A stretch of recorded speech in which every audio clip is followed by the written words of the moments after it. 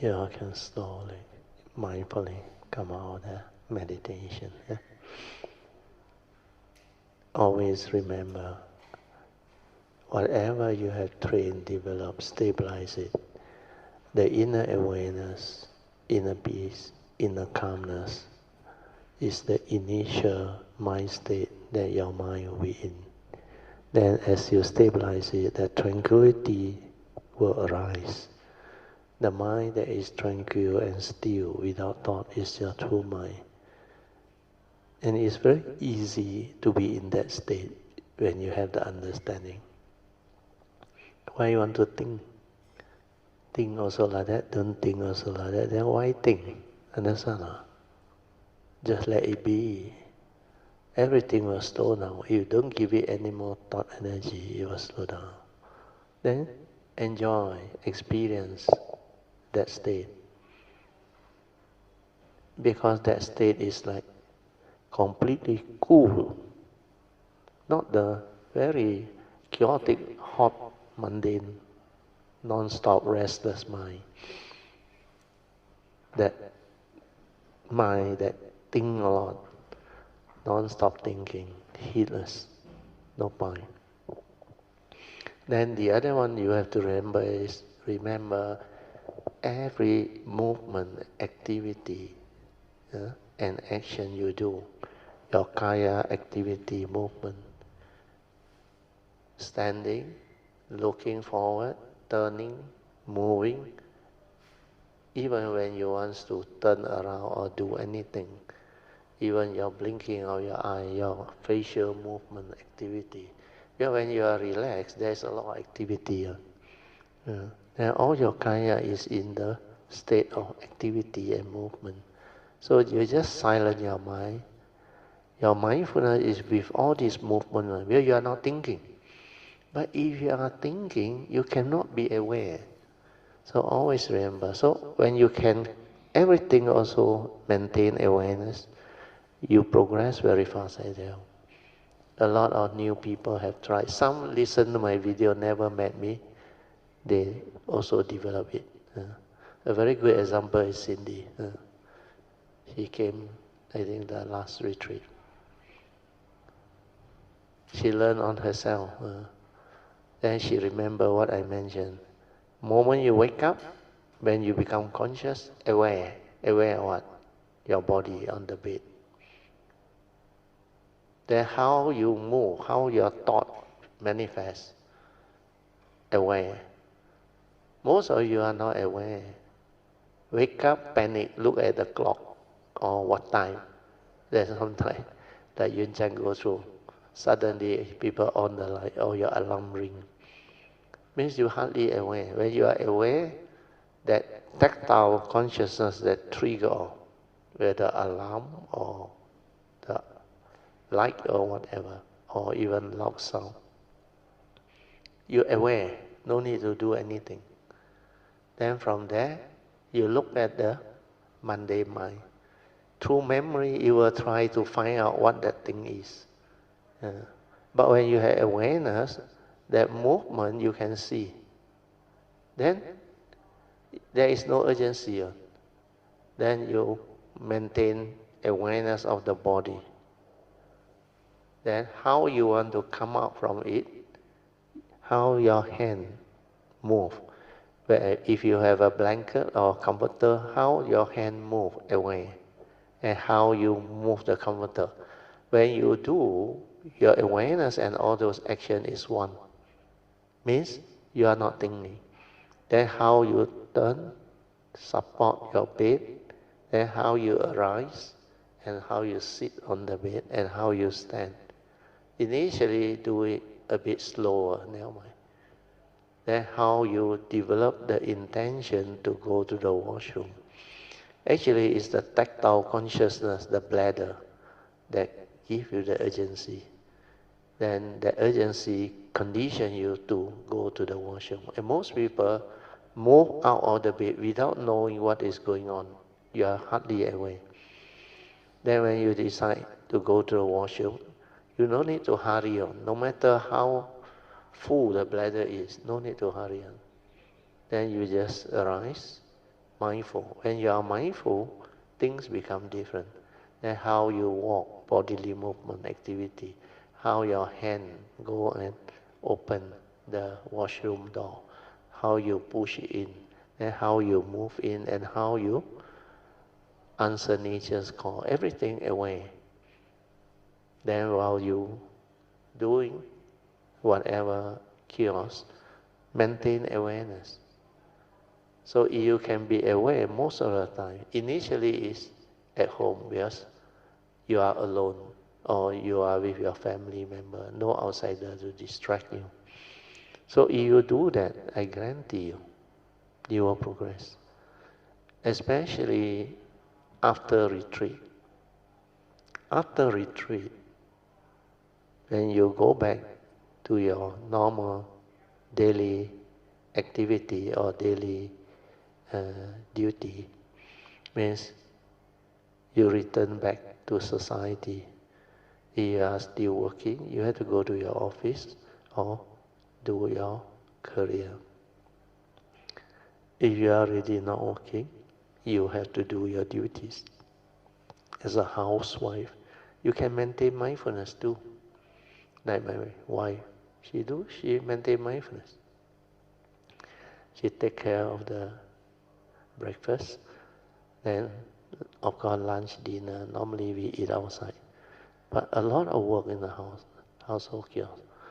So she always tell me, I very busy, a lot to do. The gardening also she do, the washing of the car also she do, then wash clothes, wash a lot of things. But she always tell me, the washing machine wash, not she wash. But still need to dry it, understand? Then need to collect it, need to fold it, and a lot of work. You can maintain mindfulness, then you are okay. Then every day you got an altar, pay respect when you wake up. Then your religious routine. When you maintain mindfulness, you can develop your religious routine. The moment you wake up, pay respect, Triple Gem. No need to go altar also can. If your bed is not around the altar there, then you can just pay respect any direction. Because the Buddha's nature, they are in the midst of nature. So any direction you face, you pay respect. Do it mindfully with awareness.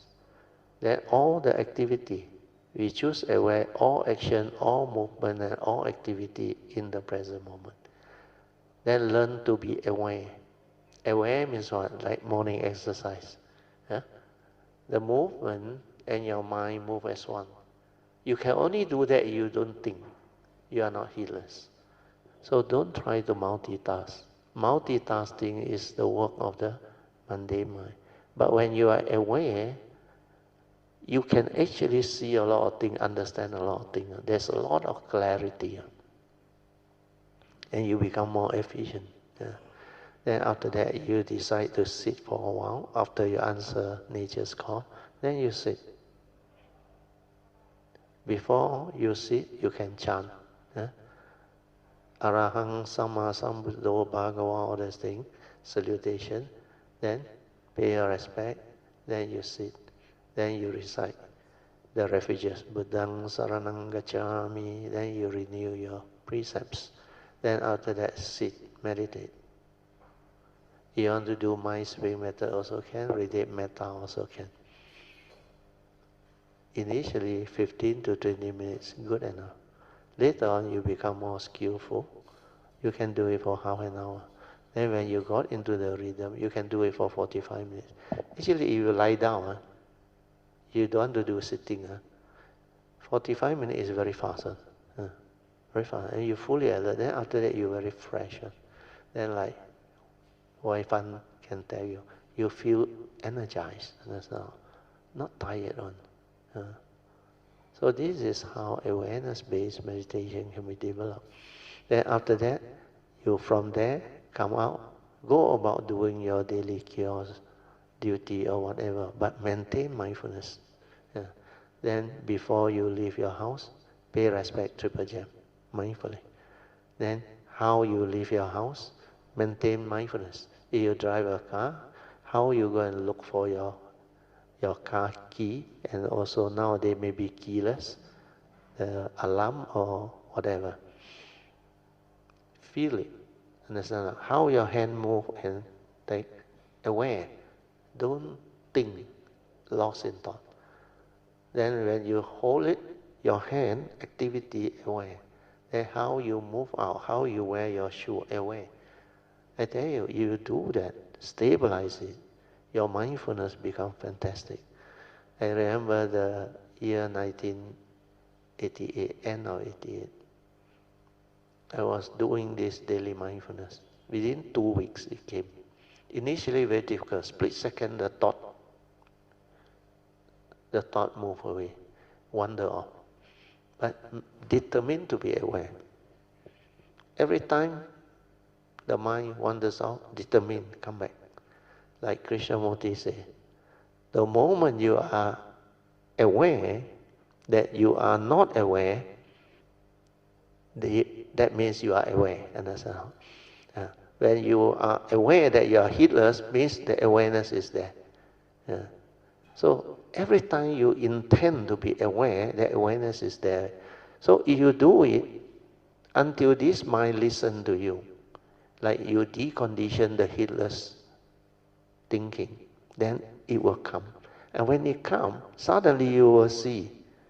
Even when you do bowing also same, or walking meditation, just walk naturally, maintain awareness.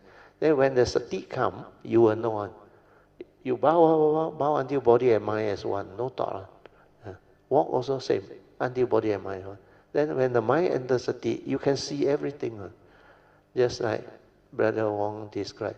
A lot of things inside there.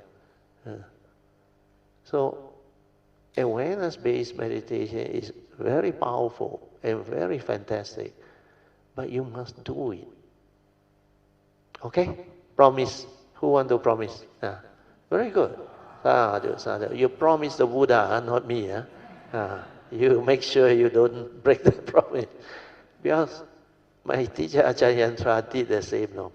The whole breakfield there, I think about 1,000 devotees, full pack.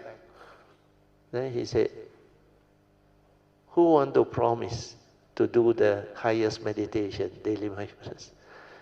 Without hesitation, I raised my hand.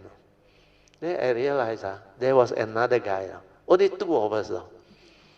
Then he smiled and said, good, you promised the Buddha, not me. So when you promise the Buddha, you have to fulfill it. It's for your own good. It's not for anything else. If you can do that, actually the real one is daily mindfulness. Once you stabilize, you are home. You are already heedful. Means you can see a lot of things. You can understand a lot of things. Then all the things that I share come from the stable daily mindfulness, the silent mind. You will understand or not. Because the Dhamma is like that. It's not the knowledge that goes in it. It's the mind that can see, awaken. So we call direct seeing. We call insight into a universal characteristic. Silent observation of what is. All these are words, but they point towards not using the mundane thinking. Understand or not? Because that one cannot go beyond thought, beyond time. That one is thought-based. So you have to be in the state of sati. That's why don't underestimate daily mindfulness. You think, do like no meaning. No vipassana, no jhana, no all the fantastic meditation name. No. It is all this that I say. Don't try to know. Don't try to do. Maintain awareness. Develop it. The daily mindfulness come, everything fall into place. You yourself will understand. The form and mind that has sati will know that that is sati. And it will match with my definition. Awareness before the knowing. Can you be aware of something or perceive something without thought? If you cannot do that, means you don't have sati. Not stable yet. So bear in mind. This one is part of tomorrow's program actually. finally, when you go back, how you actually can develop what we call the stability of cultivation. So my teacher called it daily religious routine. You know what is religious routine here? Chan, come and write. Well, write until no place here. Daily religious routine.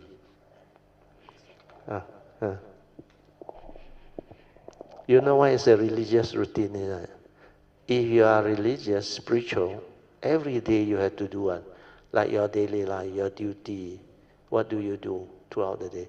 This one is, you incorporate this daily religious routine. Means our puja, our respect, all these are meritorious action. Then meditate, then develop the ability to be aware.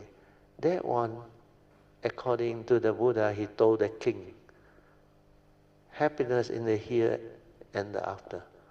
Because the king wants to know, is there anything that can really give us happiness in the here and the now and the next life?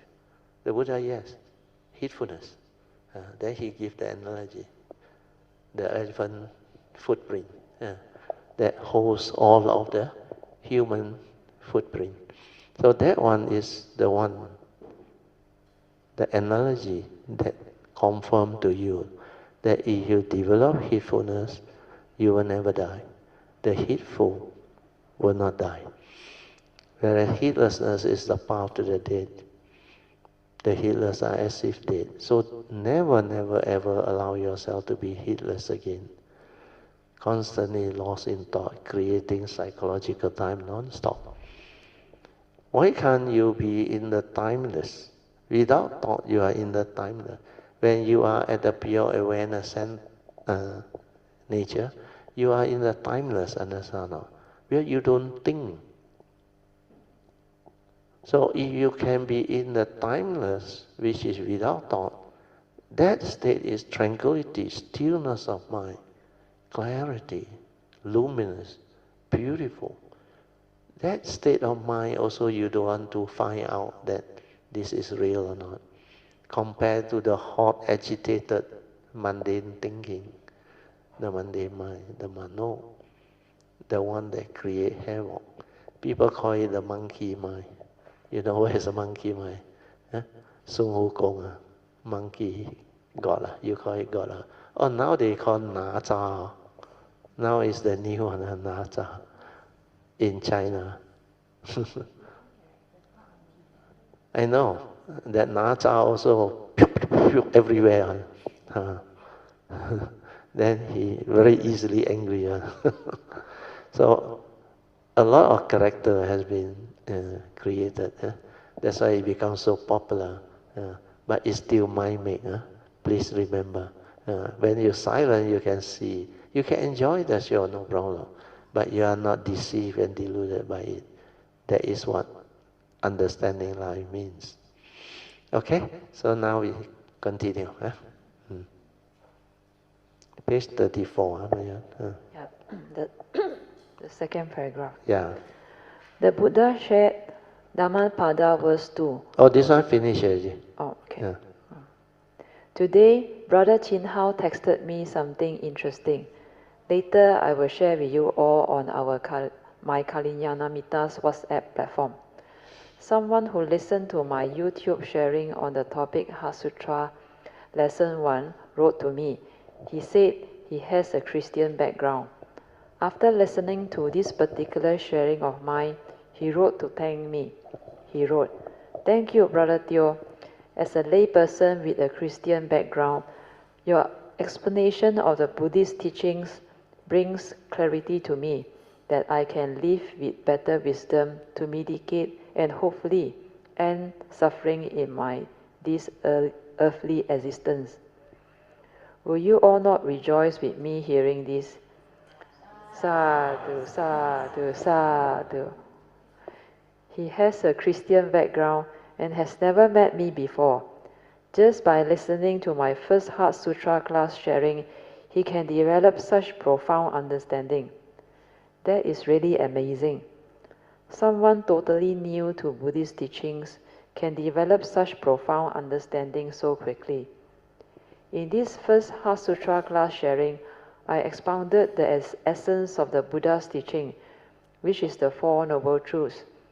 I elaborated on it during that class sharing, and I remembered that it was very beautiful.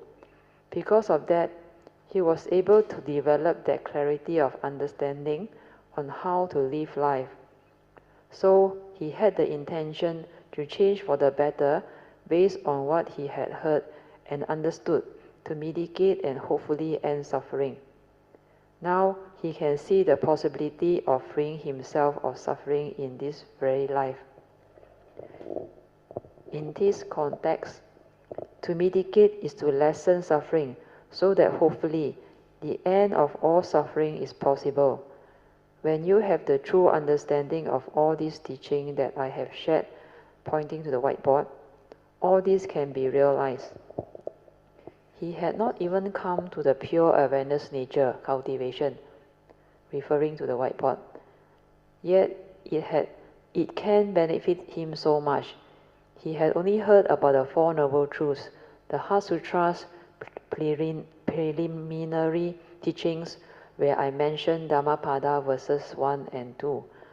That itself was enough for him to understand the importance of being heedful and the importance of training his mind to be aware and mindful, leading to heedfulness and to experiencing and understanding present moment awareness. Now, looking back, my understanding leads me to question how a being can have this type of understanding 2,600 years ago. That is only possible if he is the real Sammasambuddha.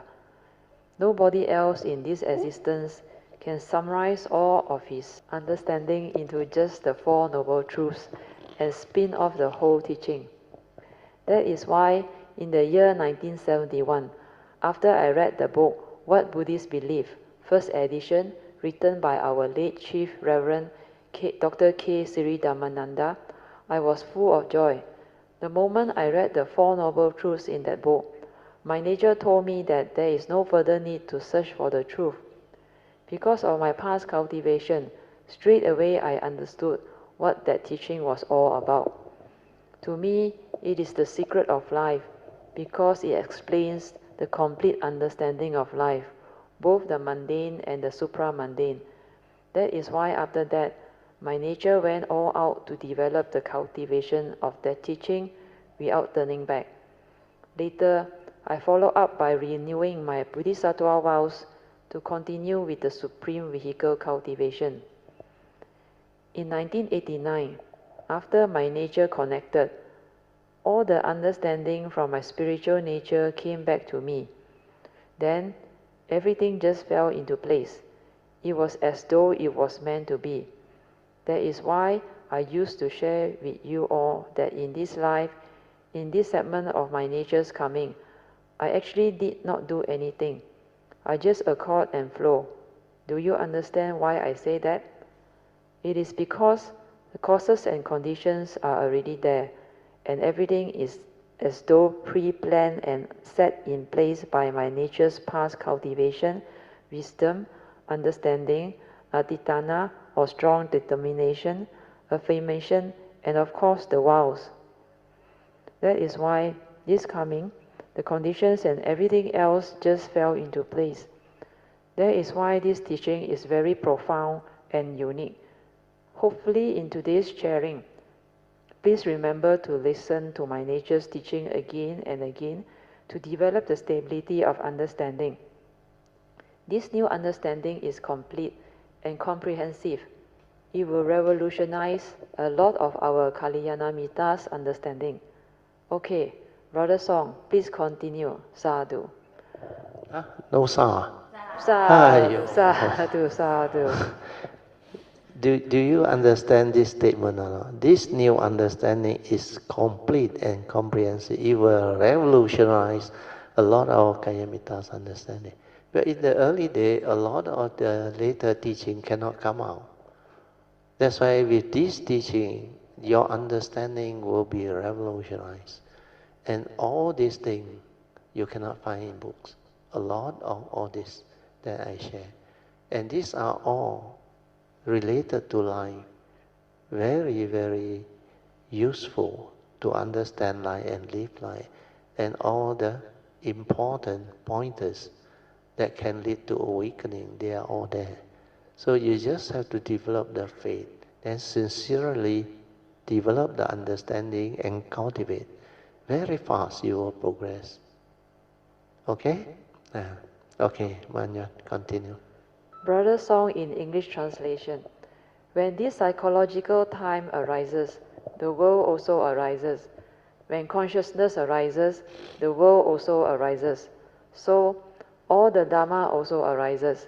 The Four Noble Truths, the Noble Eightfold Path, the Five Aggregates of Form and Mind, etc. Everything is already there. Brother Teo said, yes, because thinking is in psychological time and thought consciousness. Therefore, when they arise, the phenomenal world of consciousness, which is the world, also arises. All Dharma mentioned by Brother Teo, Brother Song, such as the three evil roots of greed, hatred, and delusion, all dualities like good and evil, etc., are included because everything is mind-made. Brother Song in English translation. Brother Teo, I want to share something from 2 months ago when I was listening to your Dharma talk. When I heard Brother Teo mention duality, the word struck me. Later on, my understanding of this word changed. I thought about how each of us in this world is constantly playing the game of duality. Suddenly I understood. For example, as cultivators, we often hear others mention that when they experience unfavorable meditative outcome, they will say, my meditation is very bad. We always crave for good meditative experiences. Then, when we dislike or reject those unfavorable meditative experiences, we manifest a type of negative craving like hatred, dislike, and aversion. At that moment, I understood that my craving for good meditation experiences is another form of craving that had conditioned my aversion and dislike.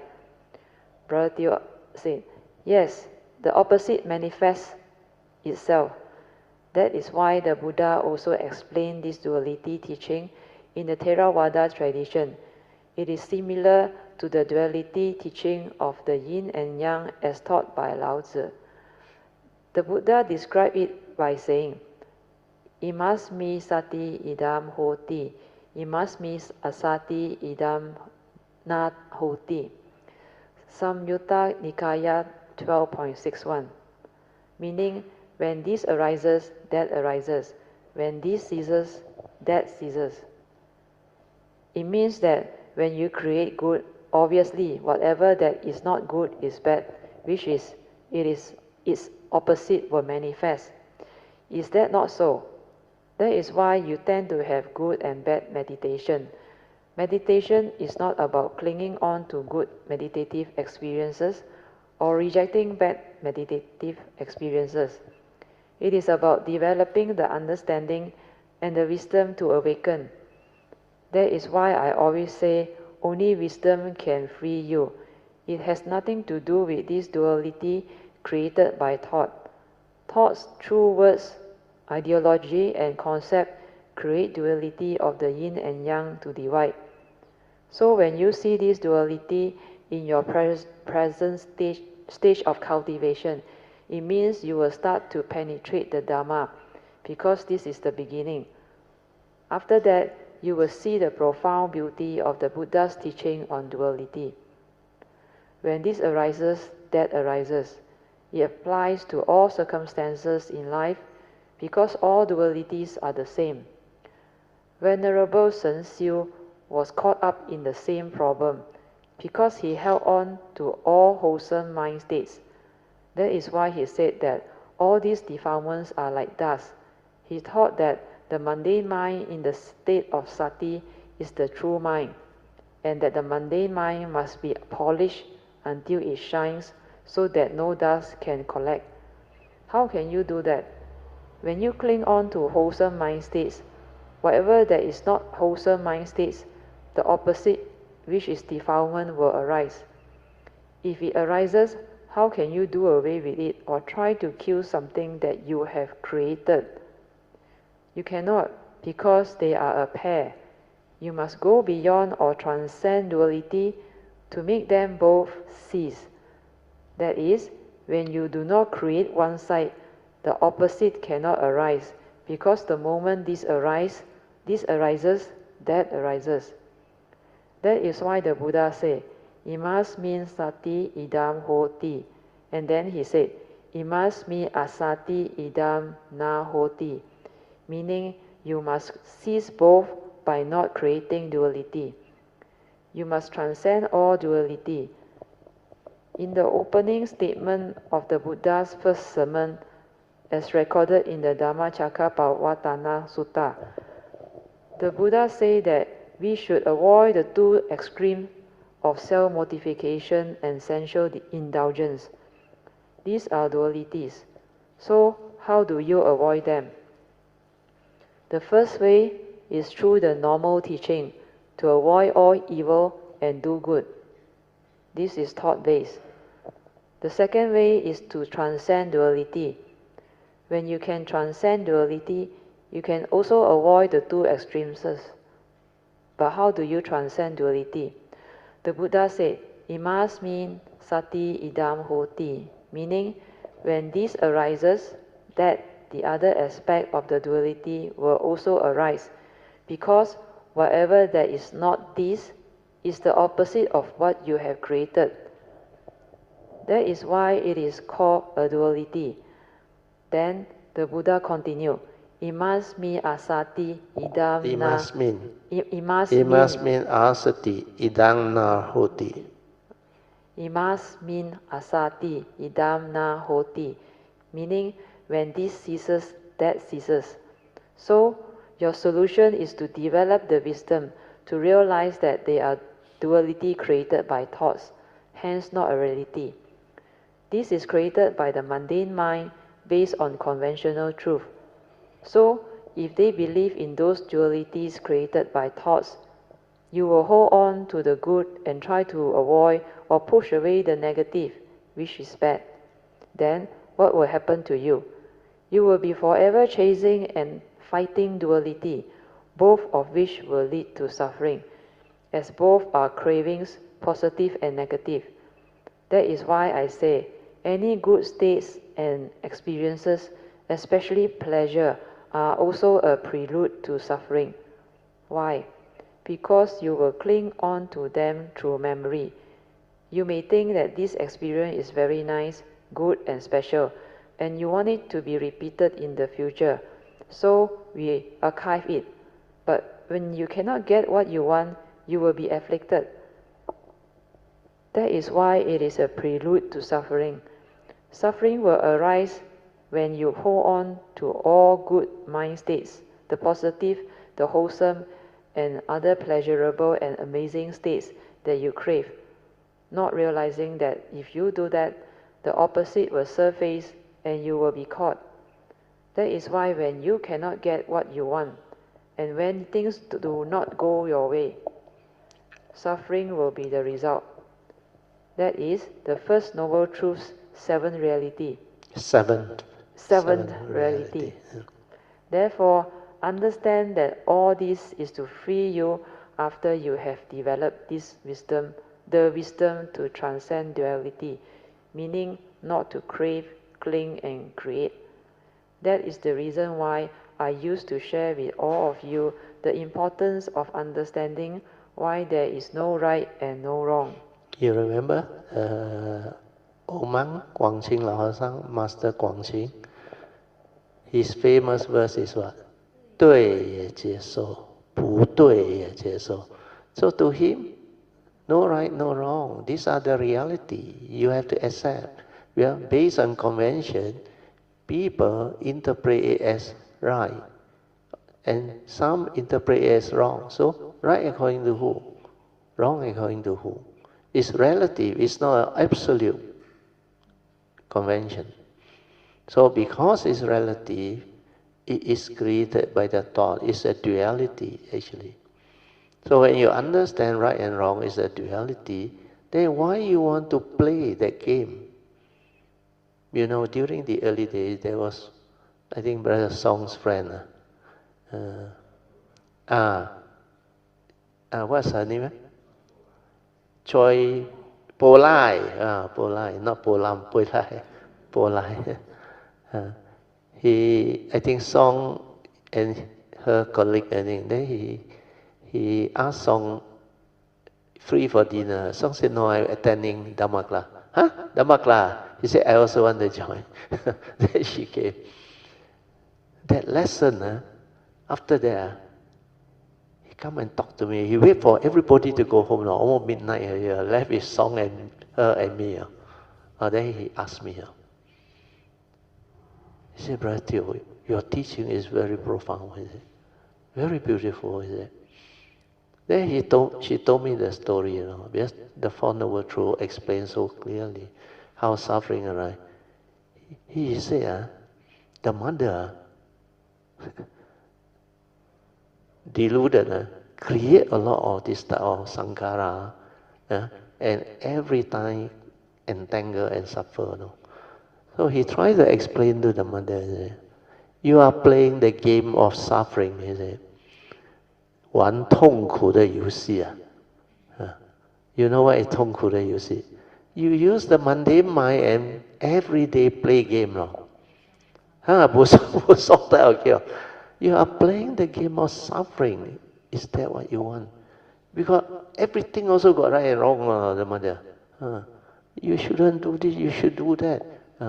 Then complain about the husband. But the husband bully her. And she cannot do anything. Ask Polai to come and help her also. So Polai, after so many times, explain to her also she cannot understand. But Polai see it very clearly. This is playing the game of suffering. We are attached. Understand?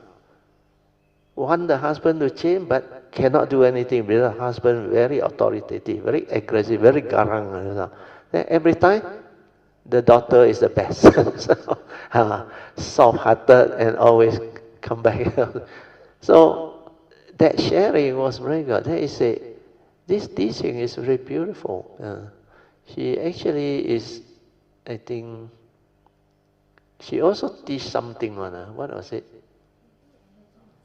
Massage, energy massage. Later on, she also do that. But you see, people who has the affinity, the Dhamma, you can see, they listen to just the sharing on the Four Noble Truths, mainly first and second Noble Truth. Then they understand, they develop the joy and the, what I should say, the interest. Then they can come to the conclusion very fast. Yeah, he said this is the game of suffering. Because the whole world is full of this type of people playing this game. So when you see clearly, you wake up. And this is before able to connect to the pure awareness nature. Just through observation and listening attentively, not really that heedless. And they can understand. Also from past life cultivation, otherwise cannot. So this is a very good example about duality. Okay, Maya, continue. According to the Buddha, things are just the way they are. Deluded people do deluded things. Why do you say that he is wrong? Similarly, foolish people do foolish things, and heedless people do heedless things, while wise people do wise things. They are just the way they are. Living beings and nature's conditions are just the way they are. That is why the Buddha said that thing is just the way it is, or things are just the way they are. That is the truth, which is the reality. That is suchness, the isness of things, ta. You cannot go against it. Why do you want to create duality to define it differently? This profound understanding is what the Buddha wants us to realize. It means that when this wisdom is developed, you will not be trapped by duality and such delusion will not affect or afflict you anymore. The truth is that within that moment, things are just the way they are. No right, no wrong, no good, no bad. When you understand this, it implies suchness seeing. When conditions are like that, things will be like that. It cannot be otherwise, because that is the reality. Then, why is the mundane mind acting like a busybody saying, this is right and this is wrong? Then, division, argument, conflict, suffering, misery and misunderstanding can arise to conditioned sufferings. That is how the chaotic phenomena world comes to be, and how the world of ours has so many problems, wars and conflict, due to disagreement over ideology, differences of opinions, etc. All these are created by the mundane mind through delusion, through ignorance. So, seeing all this, realizing all this with your pure awareness within, you will penetrate duality in no time, because this is the true beginning of transformation for all of you, after you can follow and understand all this sharing on duality. Brother Song, now that you can see it already, that is why you can use your own words to explain what you now understand. But the deeper meaning that I have just explained is to help take you beyond duality, to transcend all dualities, which means to see things as they are through the direct seeing. Just like what the Buddha said, to see things as they are, with suchness seeing, to see the reality, to see what is. So, things are the way they are. These words of wisdom can awaken you.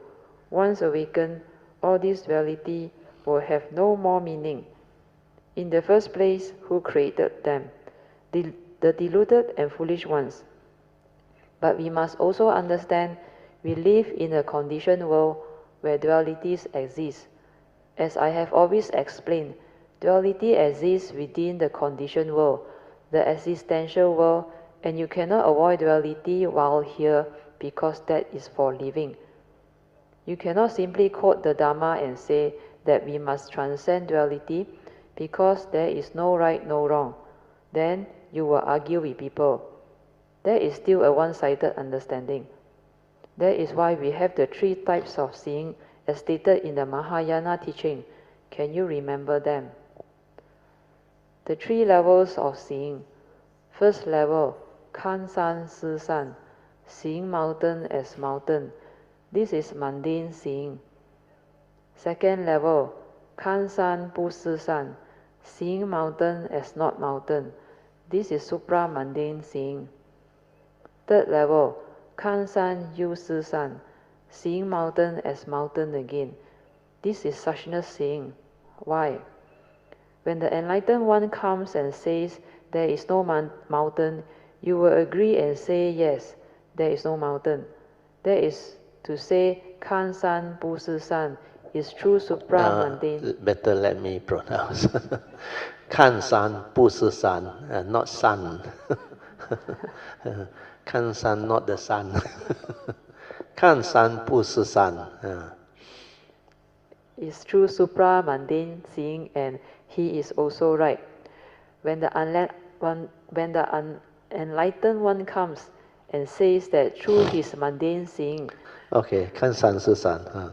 You will also agree and say yes. Kan san, you will also agree and say yes, kan san si san.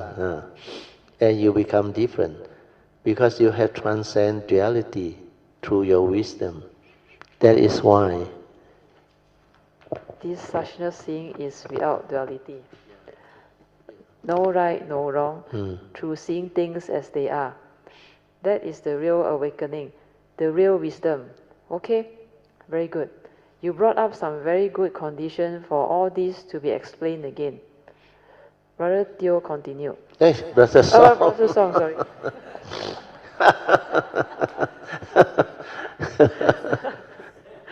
Every day think of Brother Teo.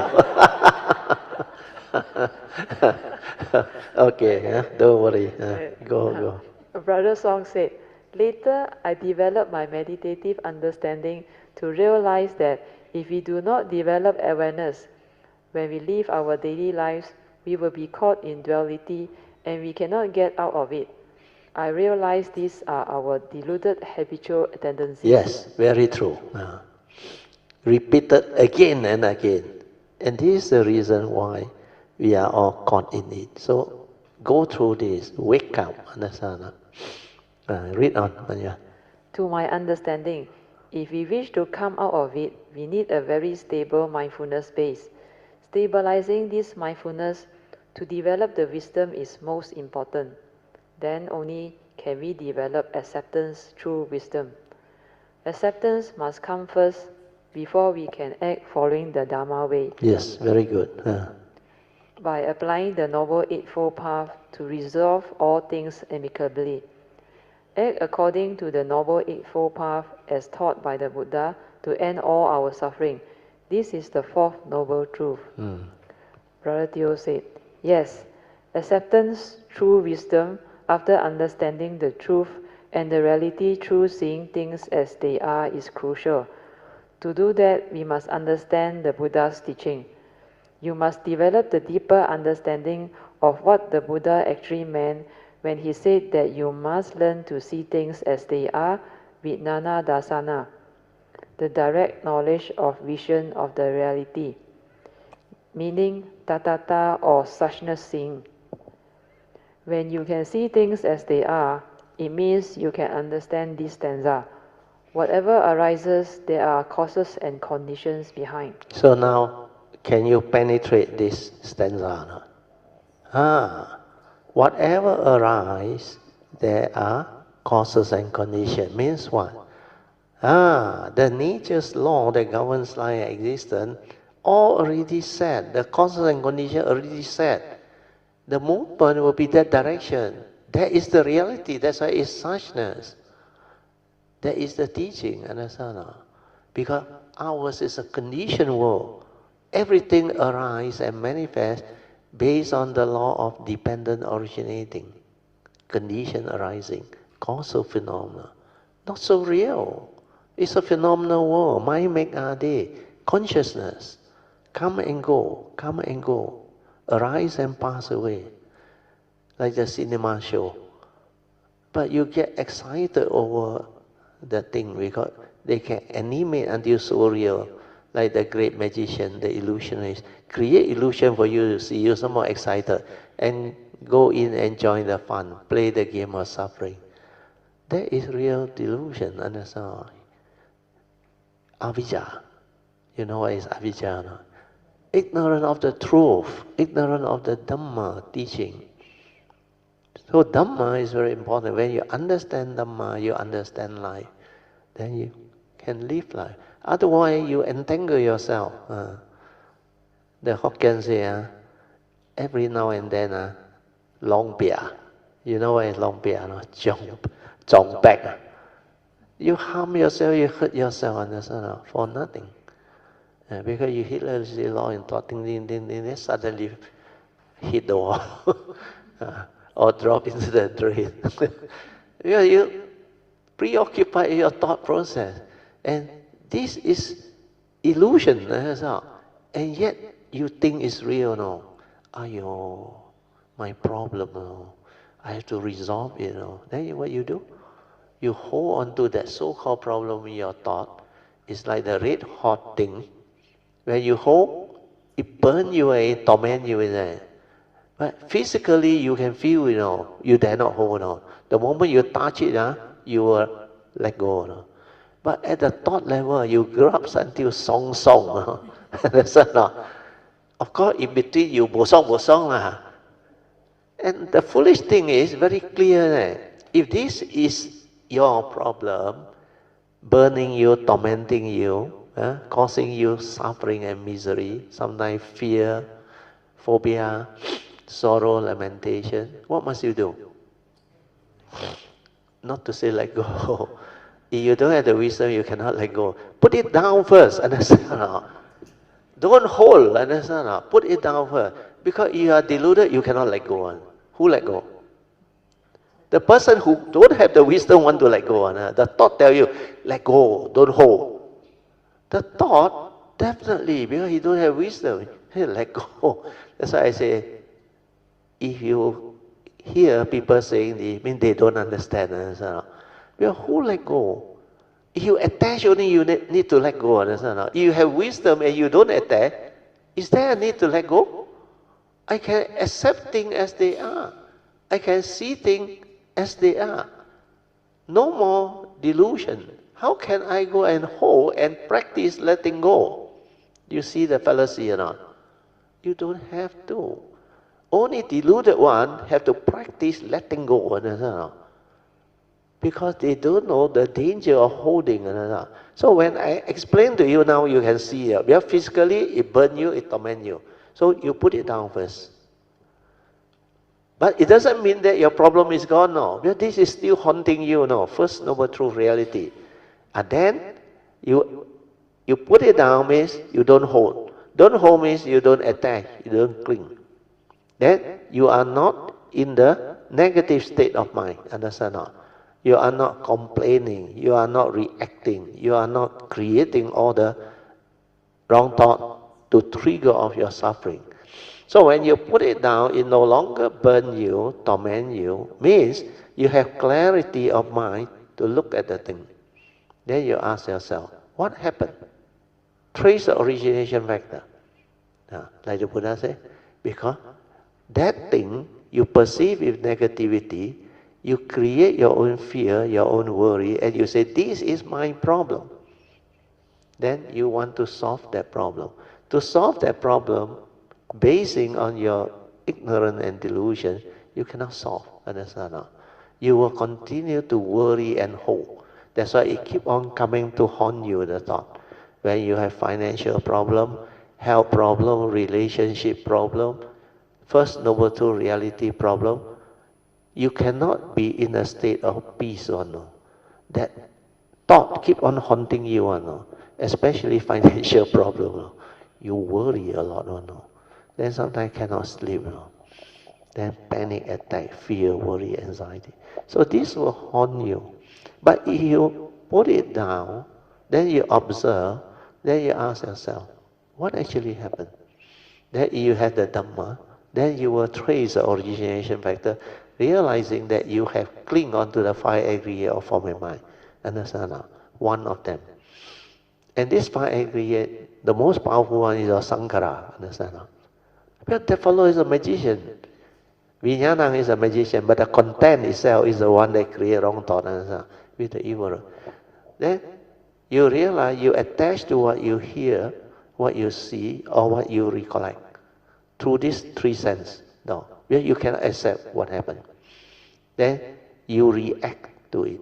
That's why you have fear, you have worry, you have anxiety. Then you say, this is my problem. But you keep on holding it through the thought, no, coming to haunt it. Because this is attachment, no. This is what the Buddha meant by clinging, grasping, holding. That's why no peace. So what you have to do is you understand that it is tormenting you, torturing you, and causing you so much suffering. Put it down. Understand? Put it down means not let go yet. The problem is still there.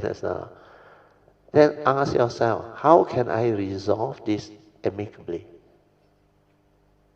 If I don't have the Dhamma, I will continue to use my thought to analyze. Understand? Sometimes through the thinking analysis, it can give you partial solution. Understand? Partial solution means what? Like financial problem. You got money, financial problem is not a problem, isn't it? Because whatever money can resolve is not a problem. But if you don't have money, then how? Sometimes because of delusion, karmic past, the karmic condition, you dare to go and borrow from loan shark. Of course, last time it's Chetia, then now loan shark. You go to bank will not lend you. Well, bank every time asks for collateral. So when you do that, you become more and more entangled. That's why I say you use thought, it doesn't work. Then sometimes the thought can give you idea. Yeah. You, like somebody with wisdom come and tell you, last time a lot of the so-called initial day, the Kayamita is very new. They got financial problem. They come and see me, quite a number. These are the people who also attend this retreat. So what happened was, when they have financial problem, they don't know how to resolve. They came and see me. Then when they came and see me, I just tell them, because one of the case, I think one lady, no need to mention him. I think he entangled with the brother. Then they go and become personal guarantee. Then somehow cash flow problem, then it will lead to all this. So there was a lot of fear, worry. Then another lady, not a Kayamita, he worked in an office. She also kena harass. Worked in a bank. Then given a love letter, means asked to resign, forced to resign. Because she harassed another colleague in the office, then the colleague complained, then he was given a love letter. So he was full of fear, scared of losing her job. He came and see me, trembling with another friend, colleague. Somebody brought her. So all this financial problem, actually very easy to resolve. Because it's not a crime, you understand or not? You understand or not? As long as you tell the court, I want to pay, but I don't have the money to pay. They cannot do anything to you. At the most, they put you bankruptcy. You understand or not? But don't use this to go and borrow and get yourself into trouble. Because these are the karmic thing.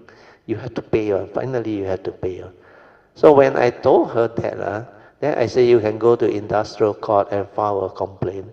Very likely, you will win one. But you must prepare your case. After I say that, she calmed down completely. The fear, everything, no more. Then the other one is involving the Kayamita one. They know how to handle it already. Because worst case scenario is bankruptcy lah. Is it something life and death? It's no longer life and death, isn't it? You tell the court, I want to pay, but I don't have money to pay. Then normally creditor will talk to you. Like I got one case, another Kayamita, the niece, borrow from the bank with your credit card. So juggling credit card, 3-4 credit card. End up, the recession came. She real estate agent, cannot have sales, no commission, don't have money to pay the installment. Because what happened is, as a property agent, he saw the client making money, understand or not? Then during boom time, he also go and buy property, Initially buy one, because that time got business, can pay the installment. Then after that greedy, buy another one. Then 2 already, During good time still can pay, but during bad time, recession, no sale, nothing. Then you know what she did or not? Cannot pay, scared default. Cash advance from credit card, One credit card not enough, go second credit card. Then third credit card, like the magician juggling the credit card. So finally, the whole thing burst out already. Panic, fearful, until the uncle, they all know.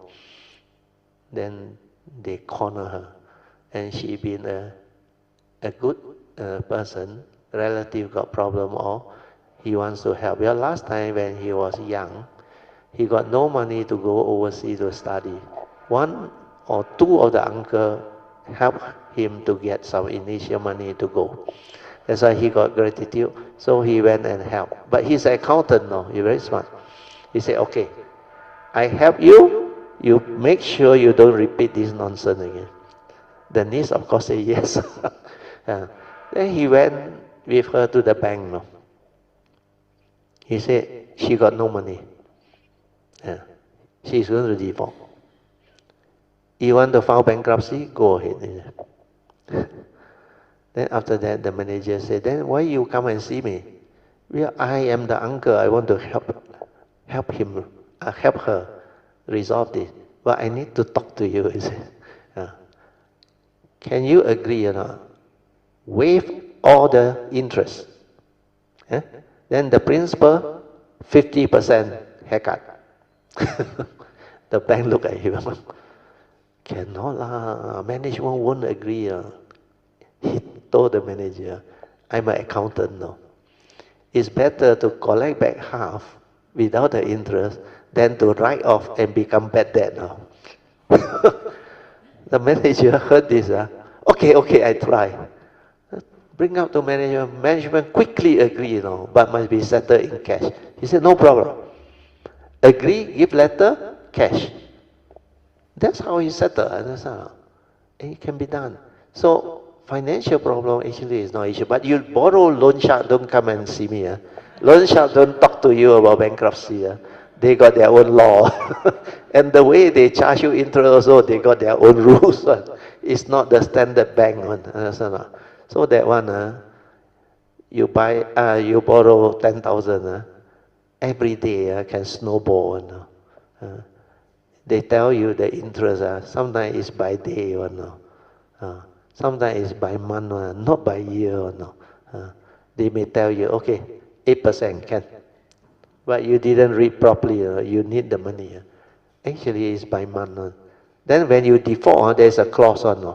Then interest will snowball by day. So all this is what society is. So what I'm trying to let you understand is, all this fear is coming from your own lack of understanding. If you have the understanding, you can resolve issue. Like just I said, this is your issue, your problem.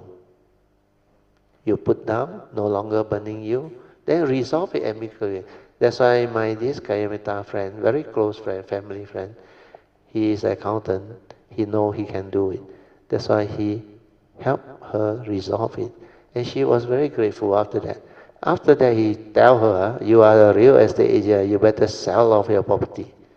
Laws also take haircut and solve your problem. Otherwise, no end.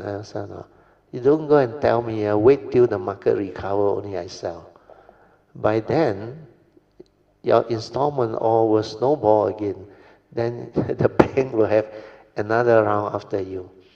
So that's what the niece did and resolve everything. So to solve problem is very easy when you have clarity, when you put it down. It's no longer burning, tormenting you, no longer creating fear, worry, anxiety, panic. Then that clarity, ask yourself, how can I resolve this amicably? You need to ask people you ask. Then those who have the wisdom and they will help you to look at it. The other case lagi best. Another Kaimeta man this time. I think 4 or 5 property. Actually, when he bought them, he that time got money on. But then, what happened is, there was one property, no renter. Then, the other 2 property that he helped to buy was for the sister, I think, and the mother one. Then, because of that time, the property not easy to sell. Then the renter, there's only one industrial building that has rental. But the renter cash flow not enough to pay the installment. Then every month deficit 5,000 plus.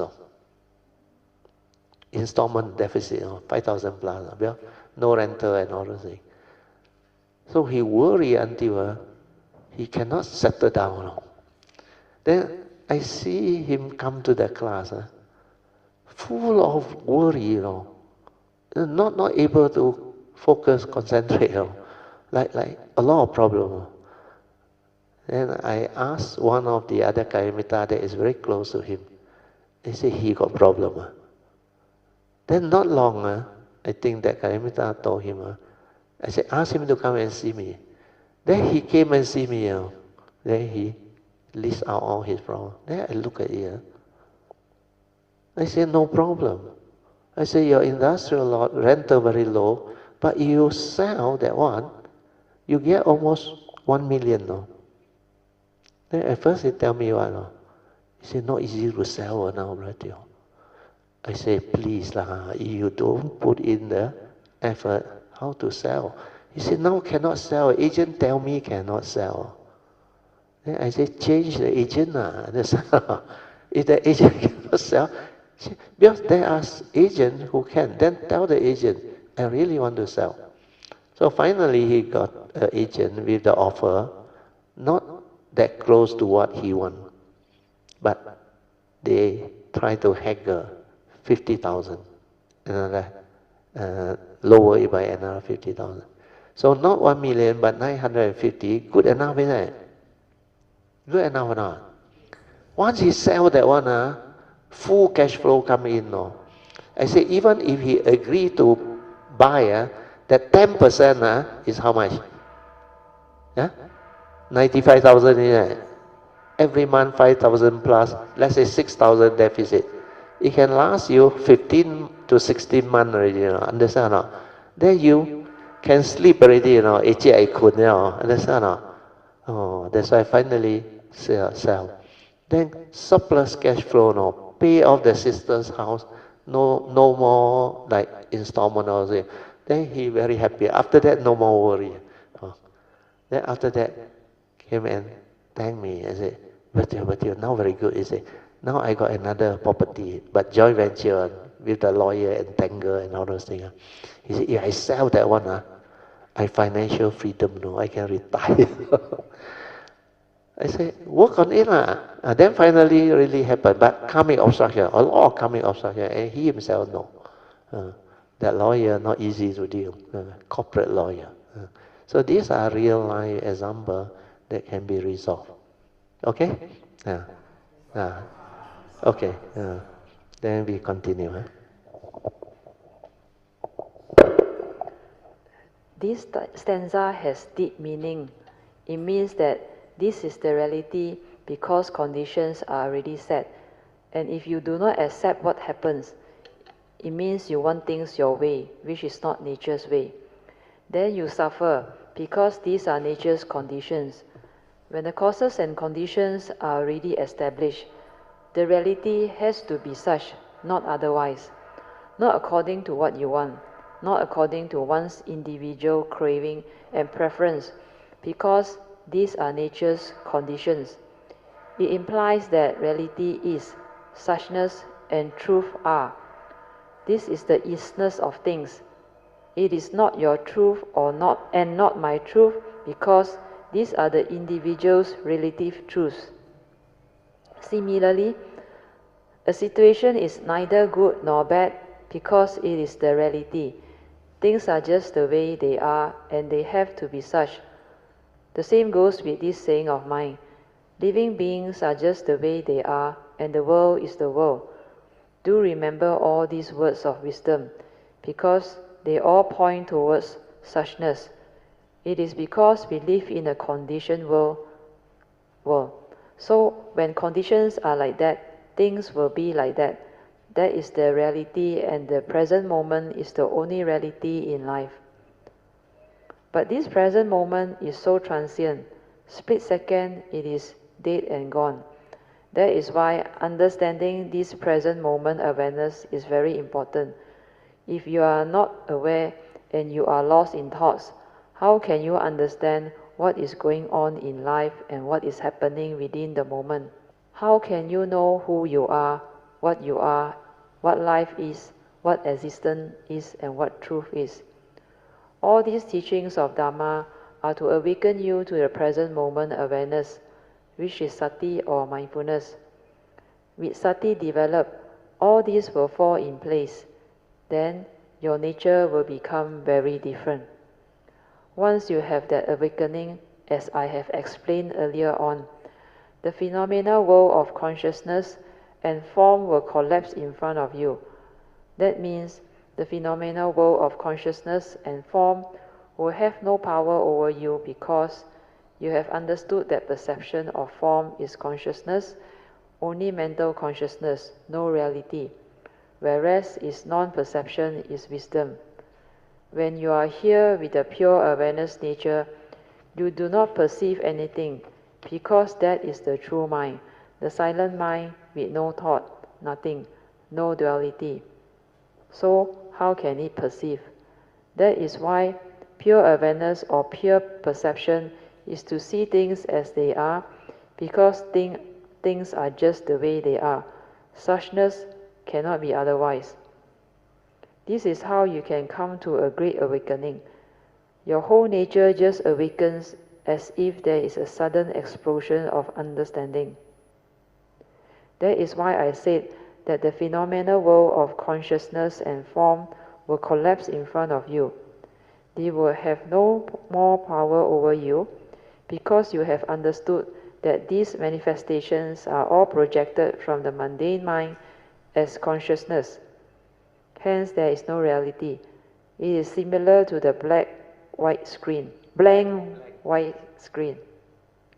all the lights and sound are projected onto it to create a movie, it can make you emotional and make it appear so real. But when the movie ends, what happens? It is just a blank screen, no reality, empty and not what you think. All these are created thoughts through causes and conditions, and they can delude living beings. The videos nowadays, including the cinema shows, can all appear to be so real, so enticing and so alluring. That is how they lure your senses, entice you, make you believe it is real, and make you crave for it, fight for it, and then pay to watch it, and even pay to watch it. All this is what life, existence, and creation are. Without awareness and sati, developed from the true mind's direct seeing, you cannot understand all this, and you cannot penetrate all this. That is why you have to bring this phenomenal world of consciousness back to the mundane mind level and seize it by bringing it back to the pure awareness stage. Then, through realization with wisdom, realize Nibbana, enlightenment in the here and the now. That is where the original nature or the source is. It is from there everything comes to be through the 4 stages of creation as I had explained. That is also what the Surangama Sutra's explanation is all about. It said that from here, the source, the primordial mind comes to be and starts karmic movements until it becomes the phenomenal world of consciousness. Very good, sadhu. Brother Song said, we can see with mindfulness that when psychological time arises, Dhammapada verses 1 and 2 also take their course. At the same time, one can also witness the second right view, Citta Niyama, which is synonymous with understanding the law of dependent origination occurring, thereby understanding the 12 links. Brother Theo said, yes, then you will also understand the Diamond Sutra's famous stanza, 一切有为法. Everything within the conditioned world are conditioned Dharma. This is because psychological time creates the phenomena world of consciousness, the conditioned world of conditioned Dharma, 有为法. Then everything that arises within the conditioned world, which are dreamlike, illusionary, like a bubble, and shadowy, 如梦幻泡影, will become very clear to you. 如梦幻泡影. Then it is followed by 如露亦如电. Like morning dew and a lightning flash, which is the present moment experiences. So You see, the present moment, like I say, is so transient. Split second is there and gone, like lightning or not. Gone, pew, gone. Arise, pass away, arise, pass. And that is the highest in life, no? The only reality, you know. So how real can life be? if that is the case. So see it clearly. That's why with the direct seeing from the pure awareness, you can see. Then like your direct seeing pure mind. When you look at something, I told you white paper, put a dot there. You think it's a continuous seeing? No. It's moment to moment focusing. Understand or not? Then when you are aware, you can see or no. Certain time the perception not there or no. Because that speed and your eye seeing, they are different now. So certain time when you look, the dot not there or no. Because that is what nature is. So when you continuously see, it's not a continuous perception to see the image. It's moment to moment. And every moment you see, certain moment there is no dot there. You go and try and see. Then you start to understand it's not a continuous seeing. Means every moment arise, pass away, arise, pass away. Perception also arise, pass away. But the mundane mind move very fast. That's why the Buddha say like a lightning flash. Understand? And in the Abhidhamma is mentioned, within the flash of a lightning, our mind is capable of, if I'm not wrong, they talk about like millions of consciousness, mind moment, within a flash. It is capable of that type of speed. So when you have the awareness, you can see, no matter how fast you can see. Understand? Because you are not moving. You are the host. All of the phenomenal world activity is within your oneness nature. That's why you can see. So all this is for you to develop wisdom. Okay? Okay, Manya, you read. Certain phenomena may take a longer time to arise. That is why it is analogous to a morning dew. Finally, 应作如是观。 you must contemplate it thus to develop the profound wisdom of the Diamond Sutra and break free from all dualities. Very good. Maha Sadhu. Brother Teo, You Brother all Song don't know said, how to mahasadu. Sadhu, Sadhu, Sadhu. Brother Song said, Brother Teo, today's Dharma sharing is truly profound. Brother Teo answered, yes, that is why when the teaching start to link, more and more profound Dharma will surface. If you are to do this cultivation on your own, it may take you a very long time to reach this level of understanding. That is the reason why the Buddha Sasana and the great beings are very important. Without them, you cannot find all this understanding. If you try to understand on your own, it will take you a very long time. It is just like the gateway to our nature. If I were to look for it by myself, it would take me at least 10 to 15 years to locate it.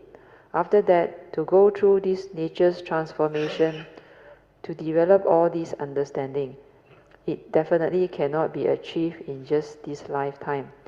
A lot of hard work have been done in the past to contribute to such possibility. All these are what the Buddha is trying to tell us. When the Buddha Sasana window is there, all these are possible because these great beings, four菩萨, that is the Buddhas and Bodhisattvas, are everywhere and their nature is all over. The reason why I like to conduct our annual meditation retreat at the Sampo Temple in Cameron Highlands is because I realized there are a lot of great beings nature there. I came to know about this Sampo Temple in 1989 when I was there attending a 5-day meditation retreat. It was during that retreat my nature connected, and that was how I came to know why that Sampo Temple way place is so conducive for cultivation.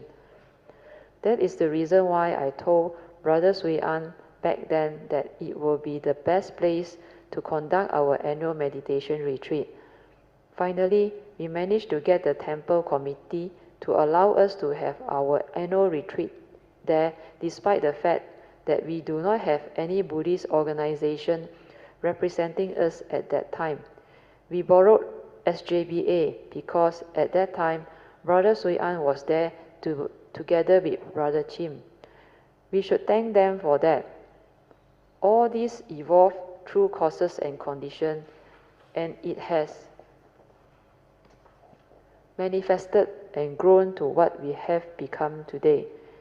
It is really amazing. This is because it is meant to be. Even without an organization, we can still have the permission to conduct all these annual meditation retreats at Sampo Temple in Cameron Highlands since 2013. Brother Song in English translation. Lately, when I listened again to Brother Teo's recent Dharma sharing, my understanding has become totally different. Just like now, when Brother Teo asked me whether I have anything else to add, at that moment, I could not think of anything to add. But when I slowly looked at the written Dharma on the whiteboard, I felt I could link and connect all these Dharma, psychological time, Dhammapada verses 1 and 2, and the 12 links of the law of dependent origination. I was able to understand how they are all related to movements in psychological time. When psychological time starts, all things start.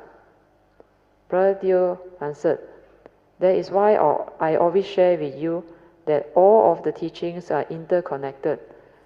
The difficult part is in knowing how to connect and link all these teachings, because they are actually only one teaching. From the Four Noble Truths, the rest spins off from that one teaching.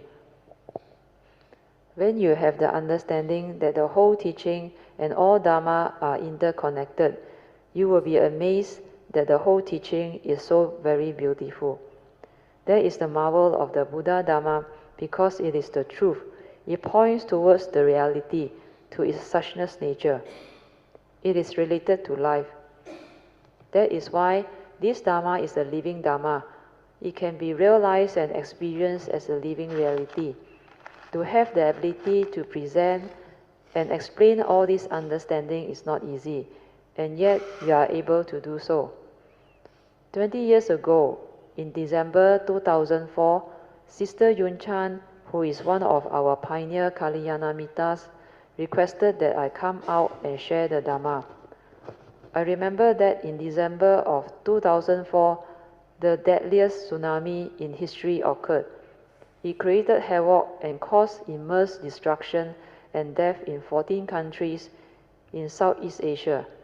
By this year end, December 2024, it will be exactly 20 years since I started expounding the Dharma. As such, this coming year end, the gathering of Kalyanamitas will be especially meaningful, beautiful and memorable.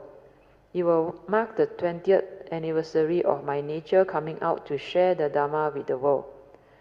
It also coincides with my 70th birthday. It seems that all this is meant to be. It is as if time has come for the whole teaching to arise and manifest itself. That is why since 2017, the videos, the website, and all the recent special Dharma sharing can come to be. I also remembered that in January 2017, we formed the website committee to set up our Dharma website. In the last 6 to 7 years, all these Dharma sharing books and videos were recorded and stored in our website. Now, we have our own Dharma website, www.brotherteo.com, broteo.com, which is protected by our annual website security subscription. For all this to arise, we must thank all those who help and make this possible, especially Brother Lau, Brother Sui An, Brother Chin Hao, and Sister Soo Yee. Sadhu, sadhu, sadhu. Actually, in the last 7 to 8 years, a lot had transpired. That is why from now onwards, you will start to understand why you have to realize one Dharma door at a time before it can lead you to the next one. Once you understand and realize the significance of the Dharma doors, you will become different.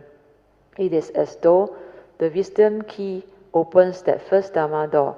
When you go in with the understanding you have gained, it will lead you to the next Dharma door and then to the next Dharma door and so forth.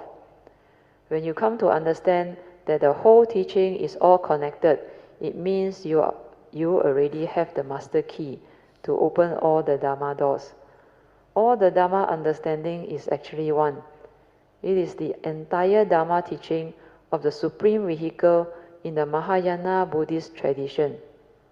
Sister Soo Yee said, towards the end, when the Surangama Sutra was mentioned, something occurred to me from within and it wanted me to share.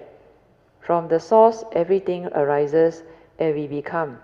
The first thing to arise is this pure awareness nature that can be aware of everything, whether we know it or not.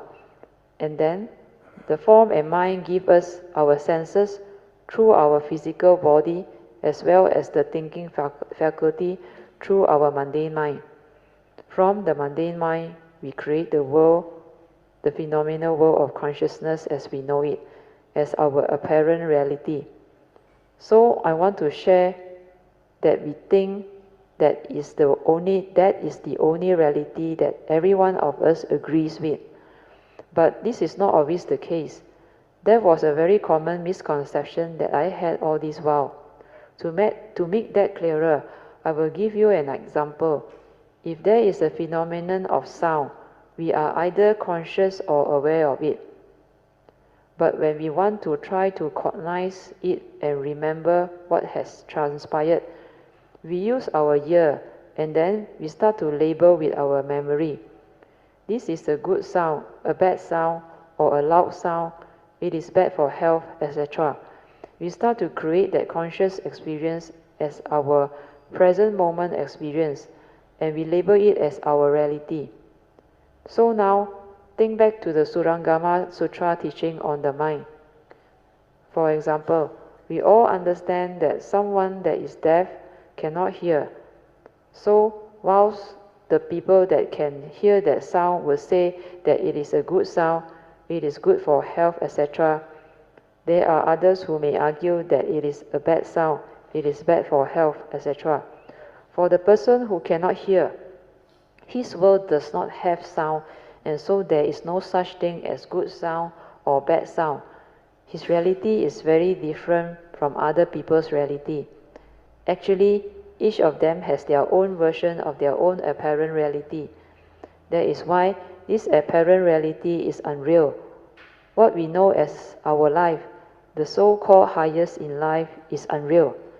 It is only what we think of it, but we hold on to our interpretation and fight over it. That is to say, my version is right, but your version is wrong because of our ego, our pride, our views, and our opinions of things through our greed, hatred, and delusion, the three evil roots, etc., all born of delusion. So actually, if we do not want to fight, we just need to accept that something that can be good can also be bad depending on who is perceiving and from what position and perspective that person is coming from. Everybody can be correct and everybody can be wrong, depending on how you want to interpret and what kind of assumptions you want to take into consideration and how far back in history you want to go. That is why arguing in this conditioned world of apparent reality and duality is really futile. That is what I want to share. Brother Teo answered, Sadhu, Sadhu, Sadhu. What Sister Soo Yee has shared is very good. I would like to add on a bit more to make it more complete. You see, the Surangama Sutra mentioned that perception of form is consciousness. So from here, at the mundane mind level, you perceive them. If you perceive, then through consciousness, you create the phenomenal world of consciousness. That is how dualities arise. All the dualities arise. That is why perception of form is consciousness, which means it is deluded. because this consciousness is mundane consciousness that arises through mundane seeing. Before you become enlightened, this thought of consciousness is not the pure awareness, but its non-perception means that from here, at the pure awareness stage, where there is no thought, no duality, nothing, what you perceive is the reality by seeing things as they are. That is why from here, the pure awareness nature, you do not perceive form. Why? Because 看山不是山. Seeing mountain as not mountain means non-perception. Non-perception is wisdom. This is the direct seeing, seeing things as they are. You do not label. The form that we label comes from the thought process, the memory, the knowledge, your views and the opinions that you hold on to, the meaning that you give to each and every one of these existential worlds' apparent reality.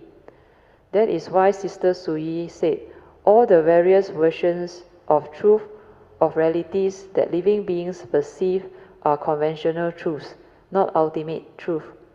Every living being has his or her own views, opinions, conditioning, belief systems, etc.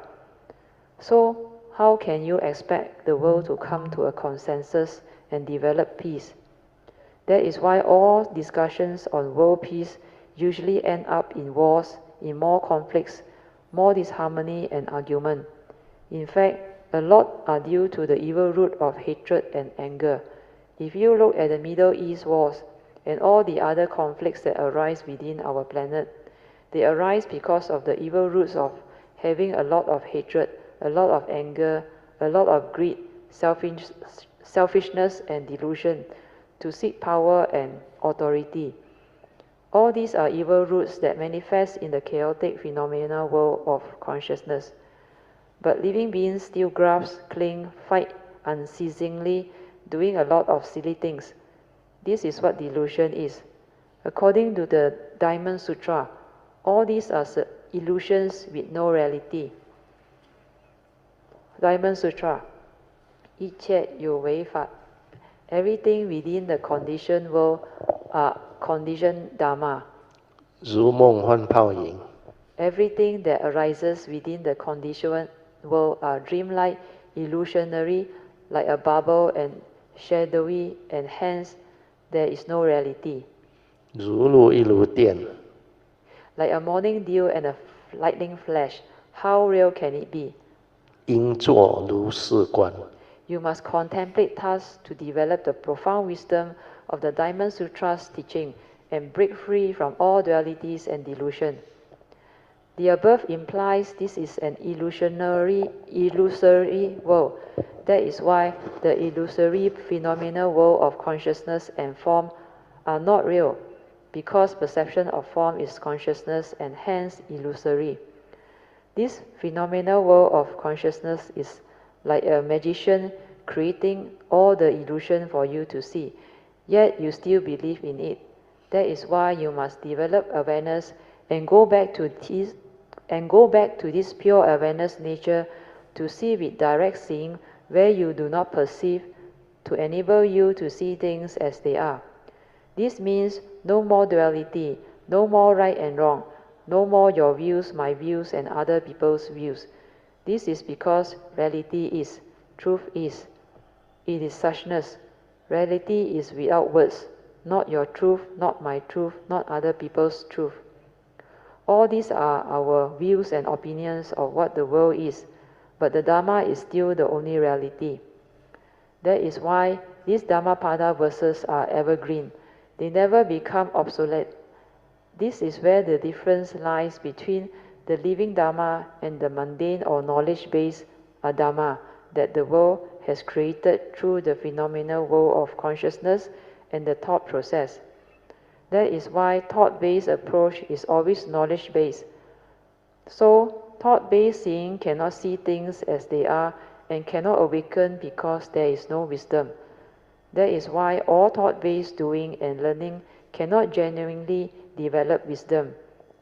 You can only develop more and more knowledge to become more and more sophisticated. Okay, I think we should end here. Sadhu, sadhu, sadhu. Brother Song, do you want to summarize before we end? Brother Song through English translation. This evening's Dharma sharing is very deep, profound and wonderful. Brother Teo has shared a lot of very penetrative understanding. If we listen again, it can help awaken our nature. We should listen carefully again and contemplate on the many beautiful Dharma quotes and pointers shared by Brother Teo to stabilize our understanding. Anyone who does it with faith and understanding can awaken. Brother Teo replied, if we can document today's sharing in written form, it is going to be very beautiful. Some parts of the Dharma that I have shared today are beyond the Heart Sutra cum meditation classes, short notes, provisional teachings that I had taught you earlier. These Heart Sutra cum meditation classes, short notes, provisional teachings are the initial basic understanding of the teaching needed for all of you to go into the higher teachings of the Supreme Vehicle. This teaching is based on the understanding of the higher teachings, and it can let all of you develop a complete grasp of the whole teaching. The sharing today connects and links a lot of very important Dharma and understanding needed for one to have a better grasp of the whole teaching. By now, all of you should realize that everything is interconnected. All these explanations I have written on the whiteboard, including what Sister Soo Yee has added and shared, can help all of you develop more understanding of the cultivation. That is why there is a stanza in the Surangama Sutra which states that perception of form is consciousness, whereas its non-perception is wisdom. This statement is so beautiful and so profound. At that time, in 1989, when I read that Surangama Sutra stanza, my nature rejoiced. I said that this stanza is most beautiful because that was what my nature saw. Consciousness is really like a magician, an illusionist with no reality. Then, what is the present moment? It is the only reality and the highest in life, but it is so transient. Split second, it is dead and gone. Split second, it is dead and gone. And yet, that is the only reality in life. So how real can life be? And yet living beings hold on to that illusionary world which has no reality. If the only reality is so transient, how can there be a permanent unchanging entity? Because everything that happens within existence has to be within the present moment. Moment to moment it arises and passes away. It comes and it goes. It appears and disappears. Split second it is dead and gone. So where is the reality? Yet living beings can still cling on to such things in detail, as if everything is so beautiful and so real. But please do understand that our existential world has its own apparent reality and wonderful existence. This existential world, although it is unreal, there is such a thing as life. That is why in the Heart Sutra there is this saying, in true emptiness there is wonderful existence.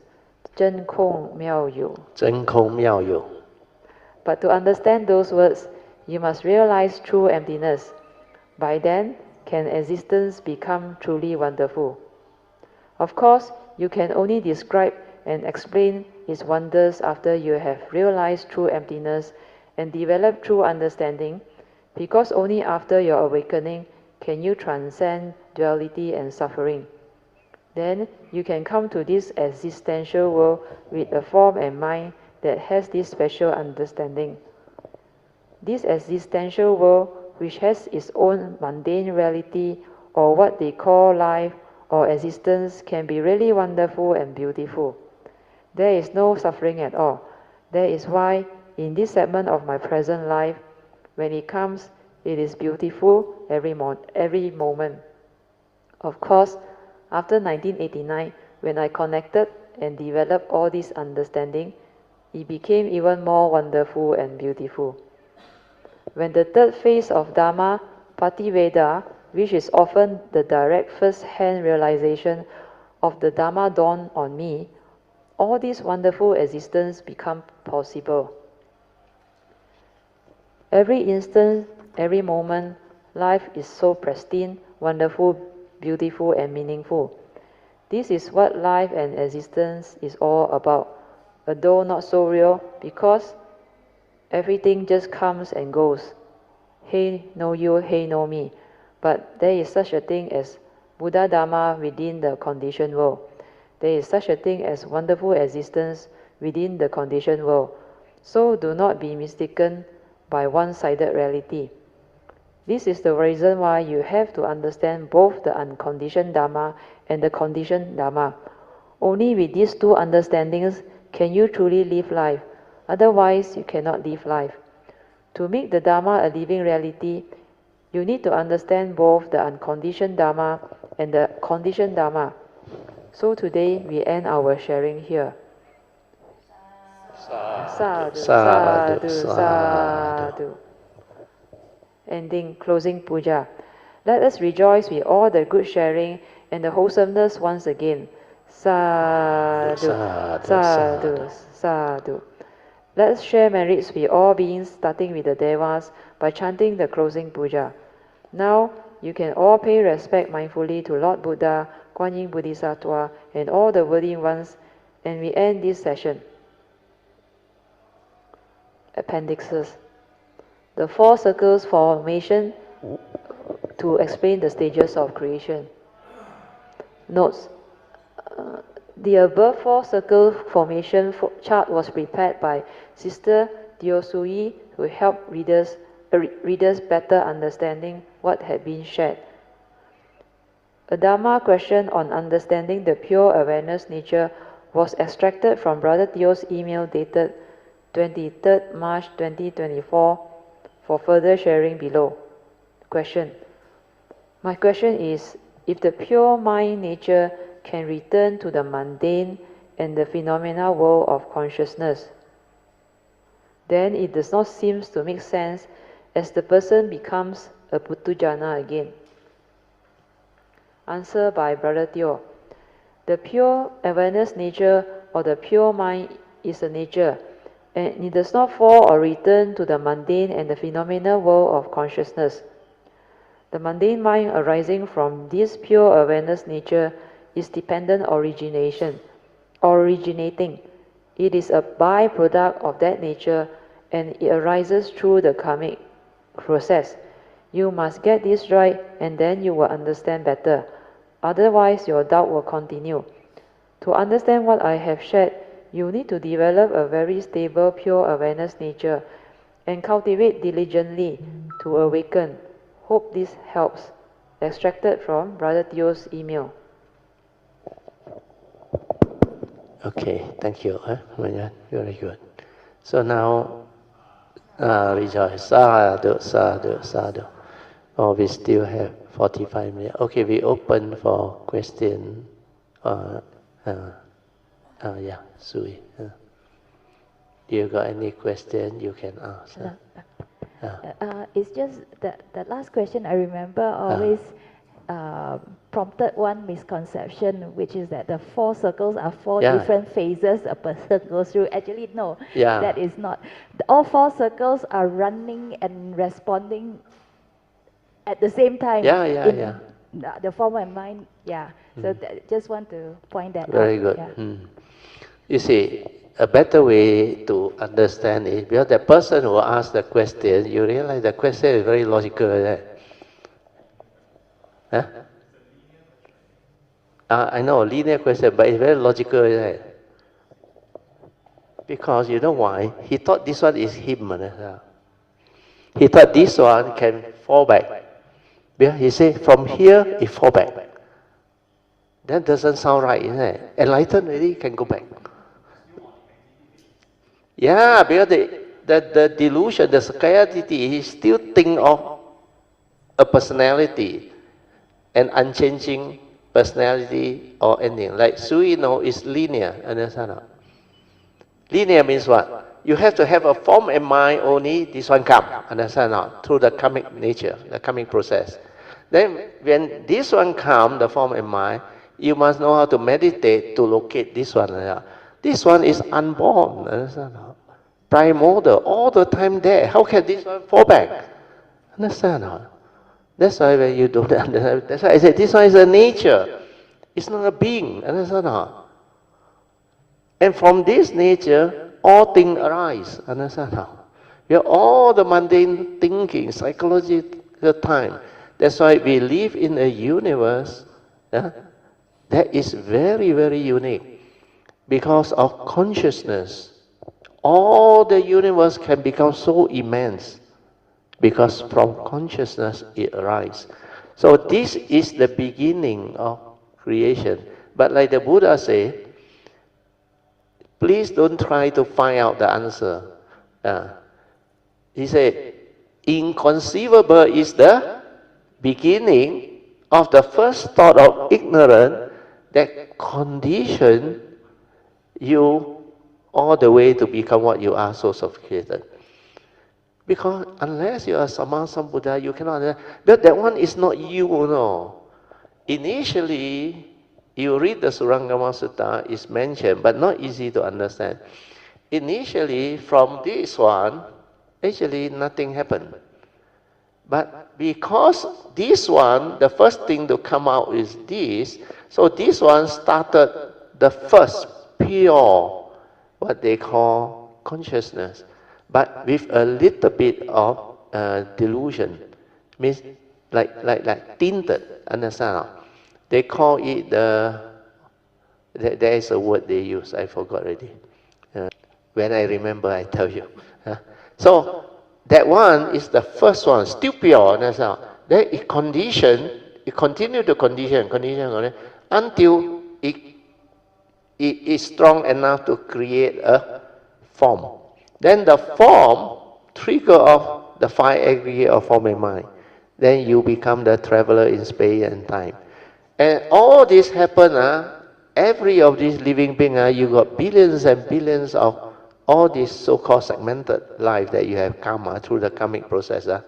You have to trace back to the first one, of how it started, You think without being a Sammasambuddha, you can understand that. That's why he said, don't go and think about it. He said, inconceivable is the beginning of that first thought. I remember. Primordial darkness. You know a primordial darkness. This is the primordial original. Then suddenly it stirred. Understand? Then there is a little bit of darkness. Understand? No longer that pure consciousness, because a little bit of content went in, which could be nature's movement. And then from there, it started the process. Understand? Until this thing, primordial darkness, slowly evolve and become sophisticated enough or complex enough to form a form and mind. Understand? And then the form and mind start. Then through the thought, which is energy, they created the form. Understand? That's an external form, like Einstein. Einstein came out with this formula: E equals mc squared. C is the speed of light. So these mass are trapped energy. Whatever your mass, square of the speed of light. Speed of light is a very big figure, 186,000 miles per second. And square of that, that figure is very big. That's why all this explain to you that this is form. Understand? This is energy. Energy comes from what? Mass times the c square. So from energy, it can crystallize into mass. Understand? That's why the planet, the star system, all those things with the nuclear reaction, all. Basically, it's energy. Understand? Then when the star create what they call nuclear reaction from the star internal, it send out very powerful what they call rays and traces of element. Understand? And this is the one that actually went into space. And when it went into space, collects somewhere. That's why it slowly snowball and form planets. That's how planets come about. Then planet, they get drawn by the sun. That's why they evolve around the sun. But the sun itself also evolved around a bigger system, Milky Way and all those things. Now the scientists know from what they see in the Hubble telescope, and now it's a more powerful one. Now it's what? Webb, James Webb. Then later, I think within a year or two, China got one bigger one. Very big one. So all this can observe now. Although they are not the true mind, but they can observe, you know why? It's very far away, you know. And this telescope is like the true mind, the host. From here, he didn't do anything. No. He observed and received all the sense data. No. Then he processed it through the computer. No. Then they know where got black hole, where don't have black hole, and how all this movement. No. It seems they say our Milky Way is being drawn into a very, very far, very dense star system. They call it the Andromeda or what, I forgot the name. So all these things come about because of initially consciousness as energy, understand? But the world's problem is when it becomes the form of mind through delusion, through the karmic process, it continues to make that thing more and more sophisticated. No? Then when they become living being, like take for example our human being, okay? Human being.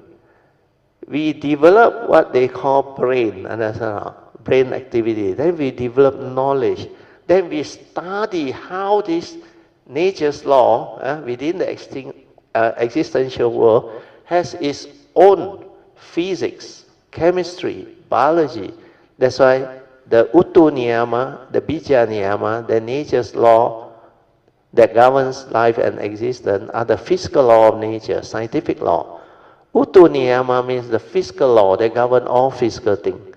Bija Niyama is biological law that governs all of biological things, things that have life, cells, and all those things. So now you can understand. Then from there, they study, because the brain can start, we all go through, we know, they come out with university, research, then all the, what they call, paper, then they share information, then they start to understand how all this universe come about. So they use thought, they use science and technology. Then from there, they realize the more they probe, the more they know, the more they don't know. Because they cannot get the answer right. Every time something missing, every time something missing. The reason being, the scientists only use this to probe, understand? The thought. They don't know how to meditate to go here. And this is where the missing link is. Because this one is very powerful, understand? This one is the one that is creating all this. That's why they now talk about dark energy, cannot see. Then this dark energy within the universe is a very big portion of the totality of what they can observe. That's why they cannot understand how come, because they have a way to work out now. For the universe to expand at this rate, which they can see and they can calculate, you need a lot of mass and matter to generate this movement. No? But what they can see, observable one, is about 20 or 25%. Right? About 75% cannot be observed. No? So they say cannot be observed means what? Dark matter.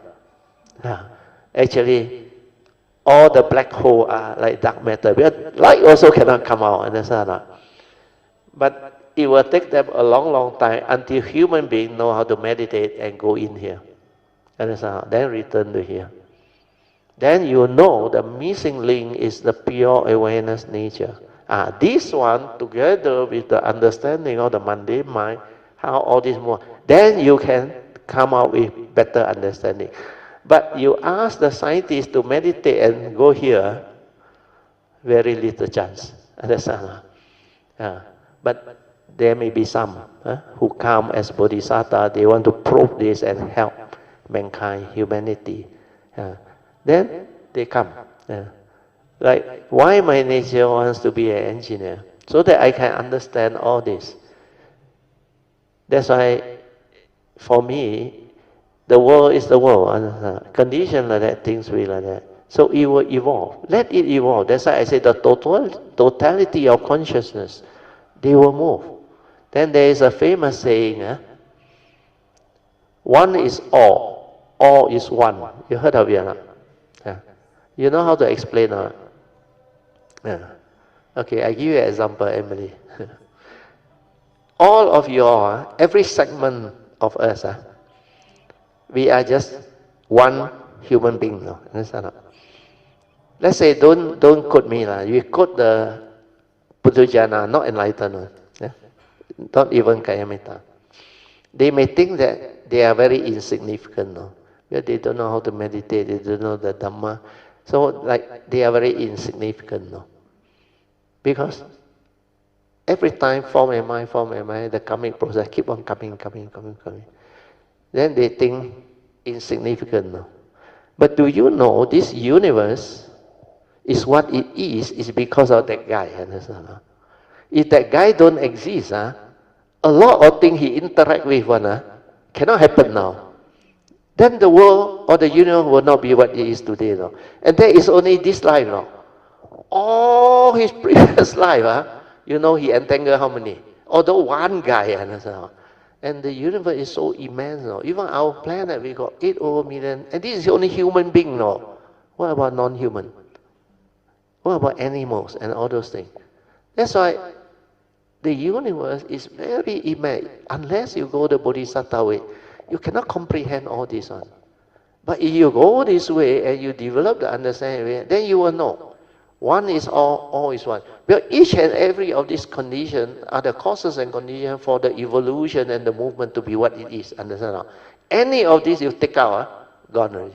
No more already. Like Malaysia, you take out one of the prime minister, Malaysia will not be what it is today. Understand? Actually, no need to take out one prime minister. You take out all those who do nonsense one, Malaysia will be very different. So, when you have the understanding, then you will know why the teaching is like that. If you use your logical mundane mind, cannot understand one. How can one is all is one? You cannot get the answer. But if you have gone through this understanding, cultivation, then you understand. Oh, he said interdependent.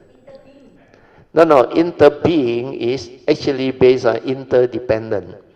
Interdependent. Interdependent means everything is interdependent. It's another word for dependent originating. Never mind, not important. Understand? Because he may use word that he understands, but you all interpret it differently. Because he has this, what they call sharing at that time. Because at that time, he was very popular, very famous, in the early days. Then he stayed in, I think, Europe. Then a lot of even Malaysian Buddhists, they got his book. You use the word interbeing, maybe that book, right, interbeing. But what he's trying to explain to you is interdependent. Understand? Everything is dependent, originating, condition arising, cause of law. Everything is linked and connected. So if he say interbeing means it link only the beings. Understand? You understand? Then what about the universe that are not living beings? You cannot link. Interdependent means everything, like the Buddha said, whatever arises, there are causes and conditions. They are all dependent originating, condition arising, causal phenomena. Where this is an existential world. Condition arising world. Okay? So this understanding is very important. But this word is very powerful. conditioned world, existential world. That's why Diamond Sutta says, 一切有为法. Everything within that conditioned world or existential world is conditioned Dhamma. Understand or not? Dependent originating, condition arising, causal phenomena. So when you understand this, then you will straight away have the profound understanding that whatever thing happen at any one time, the condition, causes and condition already set, thing has to move that direction, understand or not? That is the reality. When you penetrate that, you penetrate the Buddha's teaching. Then you can come to terms with the reality. Then, like Soo Yee realized, just now he said, everyone perceives differently, understand? All the beings perceive differently. So your own apparent reality, understand? But the truth is, there is only one reality, understand? The nature's law that governs life existence. This is the only truth, the only reality. That's why this one is suchness. This is the reality. Ta ta ta. Understand? Thing is just the way it is. Not your perception or your apparent view or concept of what this thing is. If you want things your way, which is not in accordance with nature's laws manifestation, then you suffer. Understand? So your apparent reality is whole life make you busong. Understand?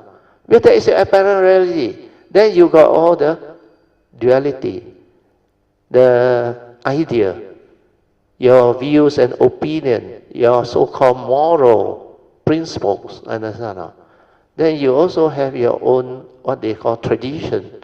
That say, you must be patriotic, understand? You must be obedient.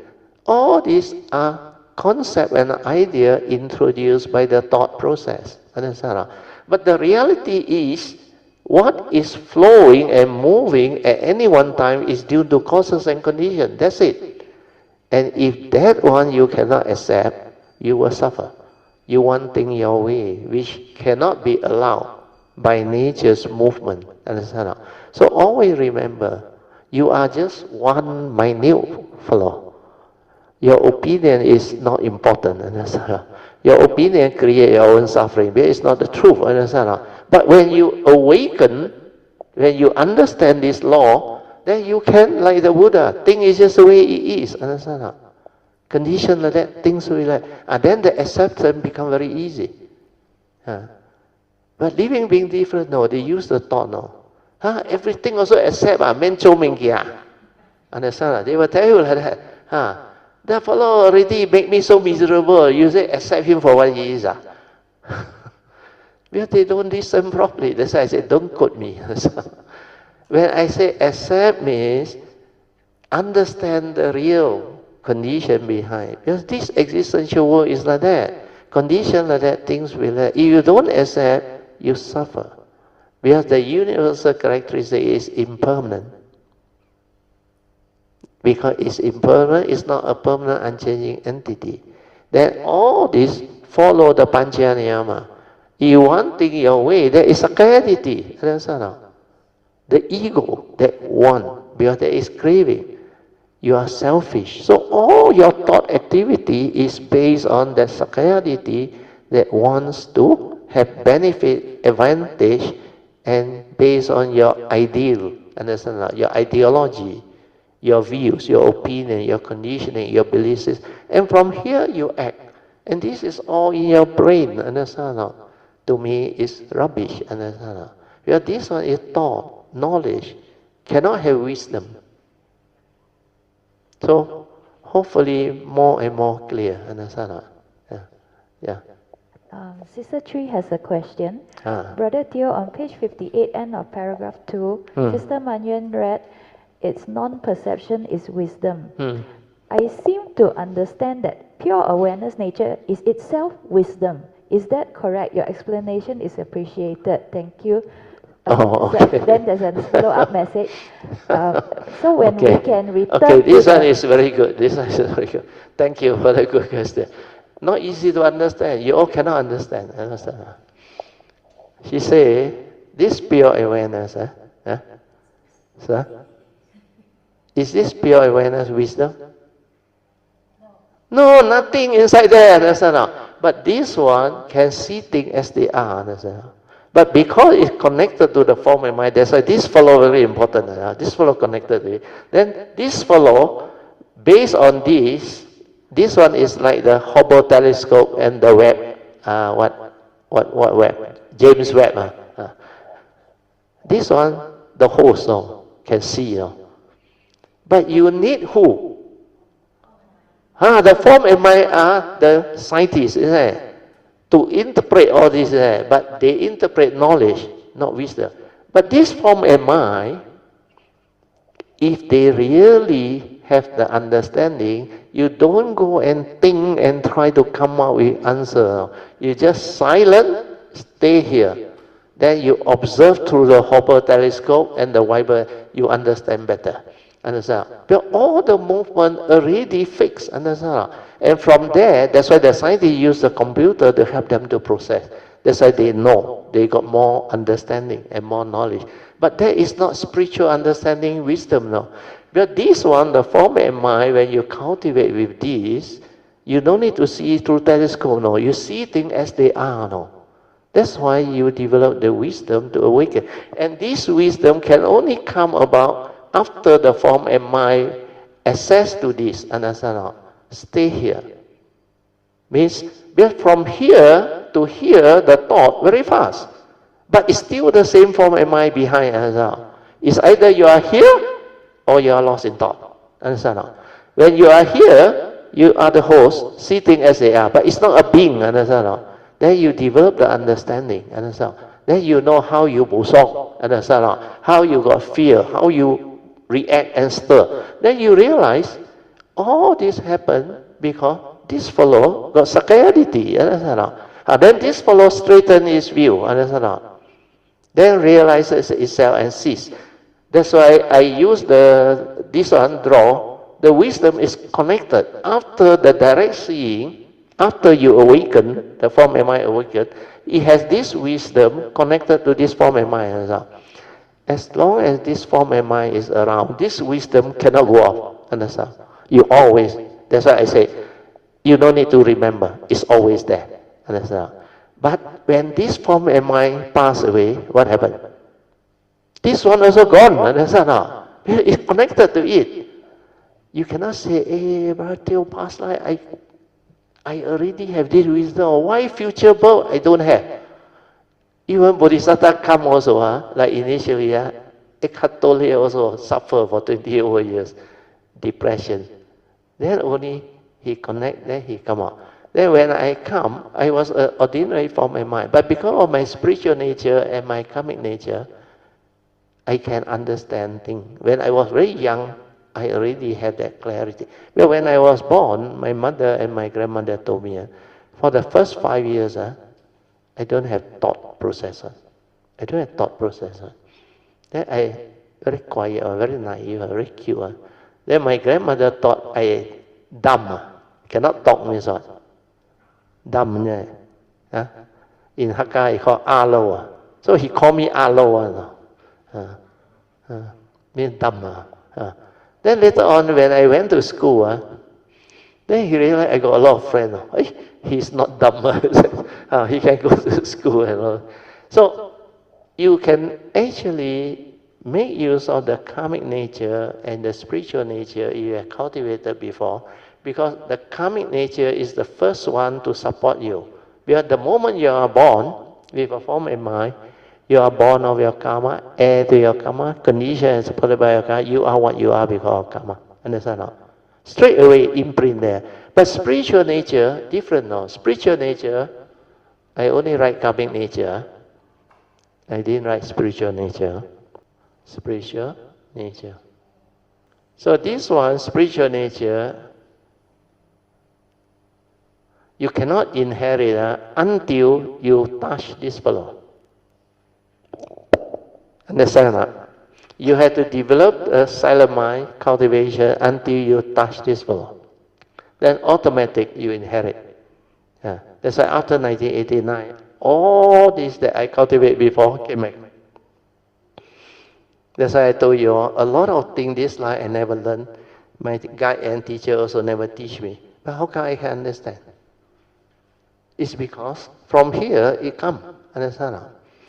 This karmic nature is the moment you are born, the moment you are born, you are already here. Understand? Because this one working all the time. The moment the form and mind come out, you are born of your karma, add to your karma, conditions supported by your karma. You are what you are because of your karma. So this is the big difference between spiritual nature and karmic nature. Okay? So hopefully Chwee can understand. Chwee, okay? Brother Teo, Yes. thank you for that explanation. That second part, which Sui tried to read but didn't get through, was so when we can return to the pure awareness nature, the form and the mind can exist with wisdom. It's I not you didn't know. return. You Well, silence your mind. yeah, Wait, actually, you listen. You silence your mind. The moment you are without thought, that true mind was all the time there. Understand? But the first thing to come out is that. Understand? You don't return to that. You can. The form and mind can do only one thing at a time. Either you are aware without thought, then you are with the true mind. Understand? Or you are lost in thought. You understand? Nobody return, understand? But when you are without thought, you can see things as they are. I use the word you is because that nature has its karmic form and mind. So, like the Buddha said, you are born of your karma, heir to your karma condition. That refers to the form and mind, understand? Five aggregate. That is subject to karma. But that one is not a permanent, unchanging entity. That one is not you. That's why people get confused. They think the Buddha also quote you or all of living beings, they are born of their karma. Means there is a self there. No, he's referring to the form and mind. The form and mind, although not real, but it's an entity linked to your karmic nature, understand? Every segment you come. That's why that one is part of your existence, means part of your karmic process. Even though not a permanent unchanging entity, but in the existential world, it is you, understand or not? Because that one is subject to law of karma. Can follow or not, Jay? yeah, actually, I didn't do the right thing. Is uh, that I just assumed that we can only go back in that sense only in the silent mind. If we don't have the silent mind, it is impossible for the mundane mind to access this pure awareness because it's blocked by our thoughts and our, okay, like you said, the okay, okay, duality. So I'm sorry, okay. I No, didn't no, put. no, no problem, Jay. I think you have a good question. This one clarify a lot of things. You listen, you listen. That mundane mind, yeah, is actually the karmically conditioned form of mind. Understand? Before that, the baby don't have memory, everything. You are actually only with that pure awareness. Understand? But they don't have any knowledge or inking of what that is because the baby got no knowledge.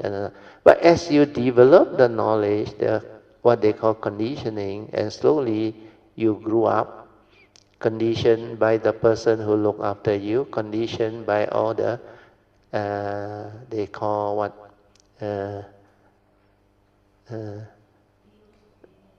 that one later. Initially, you start to learn from your parent, is it? Parent, is it? They teach you. Then you go to kindergarten, you go to school. Then later on, society, and so on. Then the media. Uh, Last time is newspaper. Then now, handphone. And so on. All the multimedia and whatever. They start to condition you. And you have become so conditioned until you only know that there is the thought process and the brain, the memory, the knowledge. And because of that, you hardly know that you have that true mind. And the true mind actually very funny one. All the time there. The moment you are without thought, not obscure, that one manifests. Understand? So you cannot say that true mind and the mundane mind are two different entities. Understand? They are actually one entity. Understand? Yes, One, thank you. one entity in the sense that without thought, the other one manifests. Understand? But the other one, the true mind, was there all the time. When you are a baby, you are with that. But after they teach you all those so-called knowledge, the conditioning, the belief system, then you generate another memory that has all these accumulated views, opinion. Now, NB7 come out already. Views, opinion, conditioning, belief system, everything. From there you act, understand? That's why you forever lost in thought, involved with the mundane thinking, psychological movement, psychological memory. Okay? So, physical time, psychological time is thought process. So when you are so engrossed through delusion, you can never know that you have to stop all this psychological thinking. Then only you can realize that.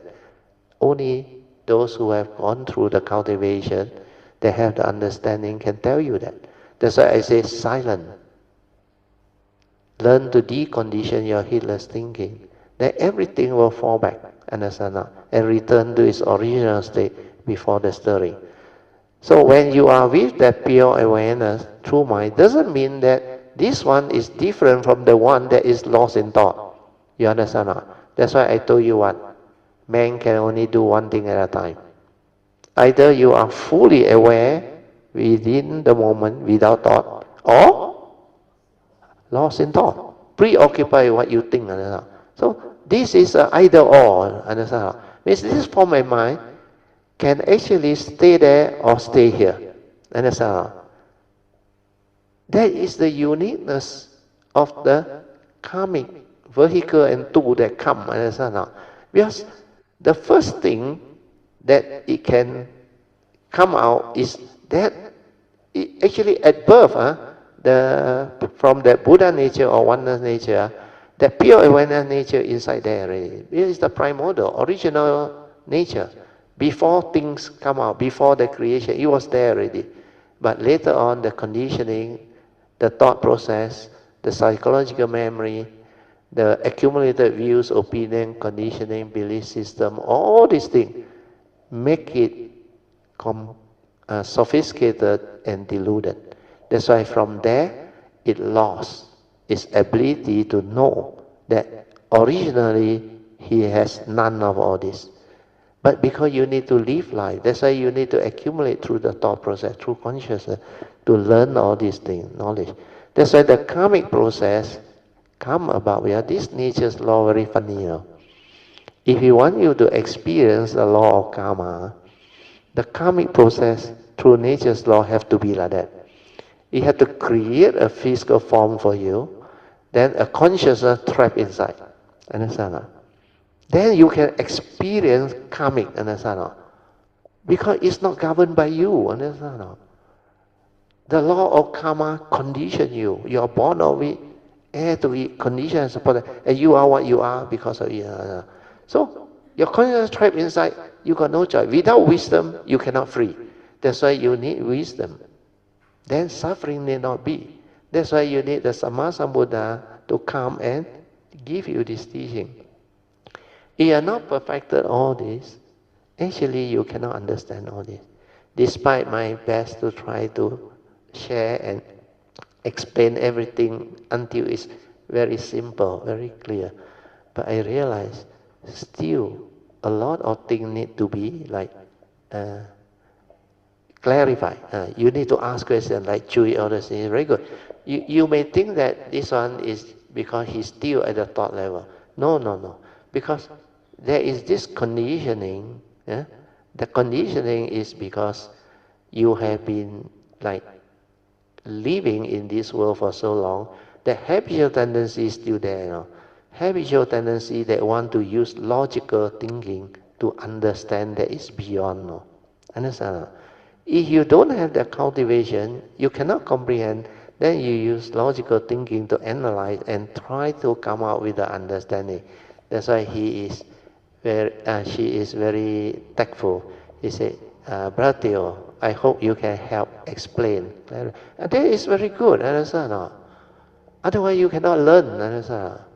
So Chwee, now understand. Yes, Brother Teo, thank you very much. Sadhu to you Sadhu, and to all very our good. friends here who have Yeah. all added to our learning. Yeah. That's why this questioning is very good. The way you ask is very useful because these are cultivators' questions. Like Amy said, you need a lot of clarification, but these are so new to you. Understand? No?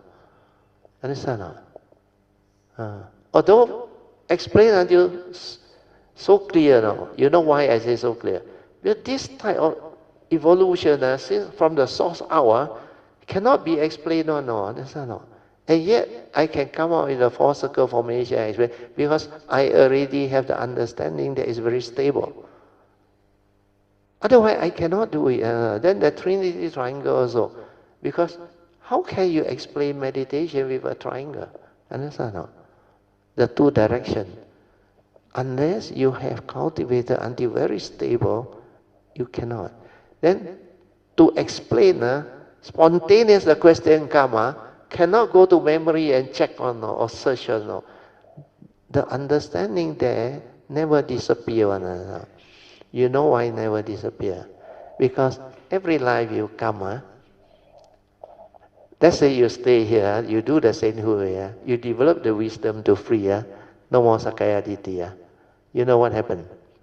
After that, you don't inherit from here. You understand? No?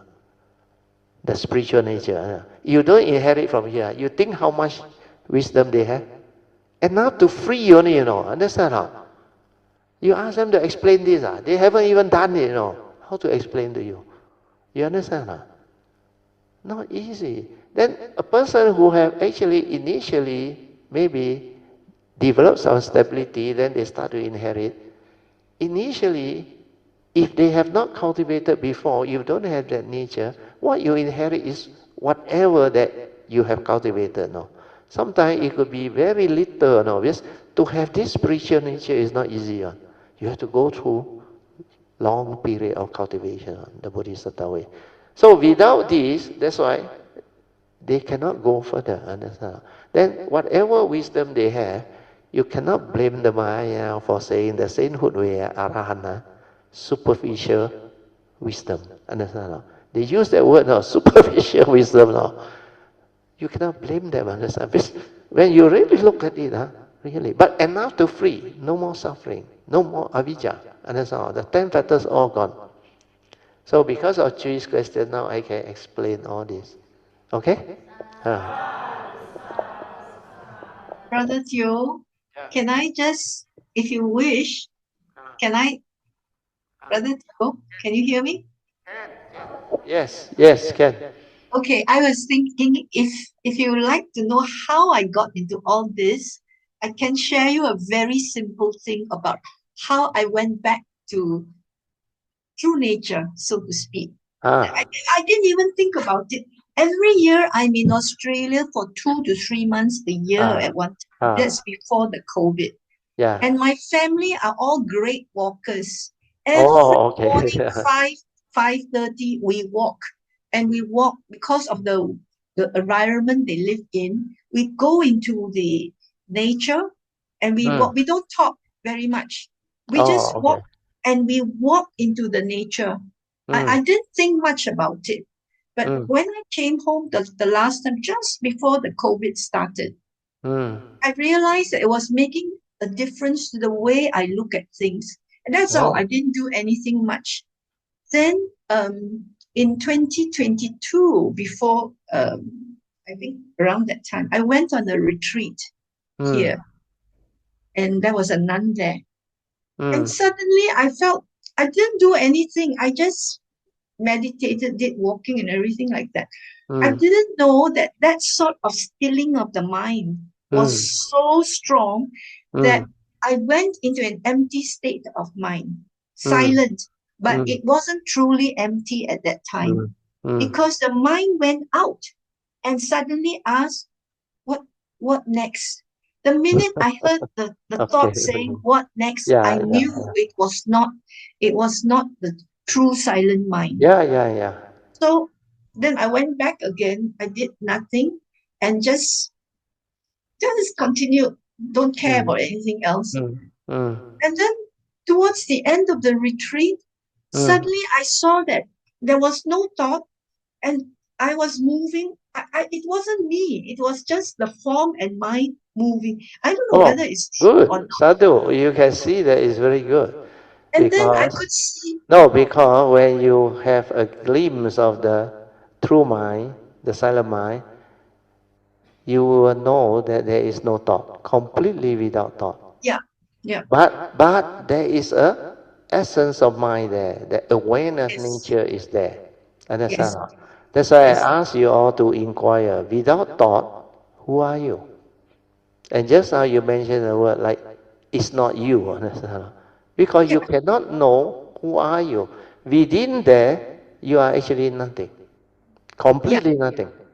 Understand? But the pure awareness nature is not a being. It's an unconditioned, no but nothing. So you cannot formulate a thought.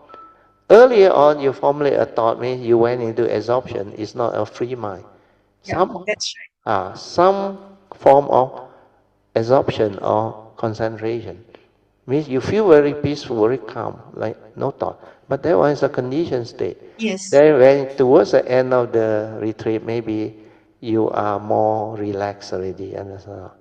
Then because of your maybe meant to be or what, then the condition fall into place. That let you have a glimpse of what this thing is.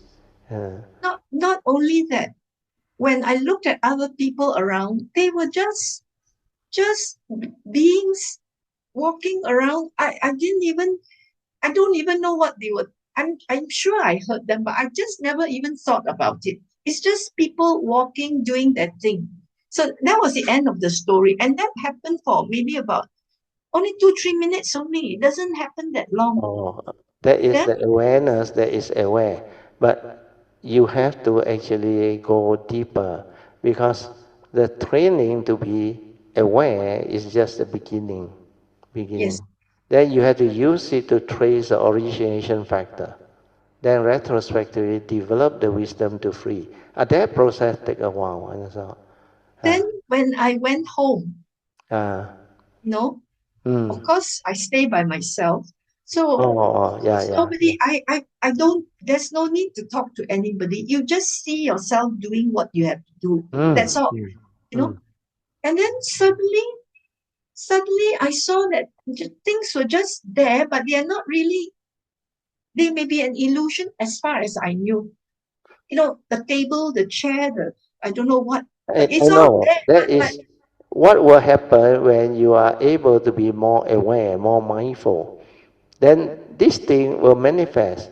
But you have to have the inquiry, second turning inquiry, understand or not? Otherwise, the real wisdom cannot arise. That's why you need the teaching to inquire under the second turning to trigger of the wisdom which we call yoniso manasikara, then only you can root out the defilement. Otherwise, you cannot retrospectively reverse it. What is happening to you is you have some moment and glimpse of this pure awareness nature, but you don't know what it is, and you don't know how to make use of it. So don't worry. Now with all this book that you help me to transcribe, you read, you become different. Then when you understand, you progress very fast. Understand? in that moment when I saw all these things happen, it's as though time stood still for me. Just for That a short one, moment. that one is what you experience when the mind suddenly become that state.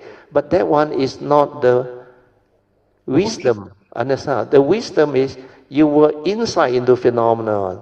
Then the universal characteristic, like you awaken one. Every phenomenon is like that one. Because you cannot explain that.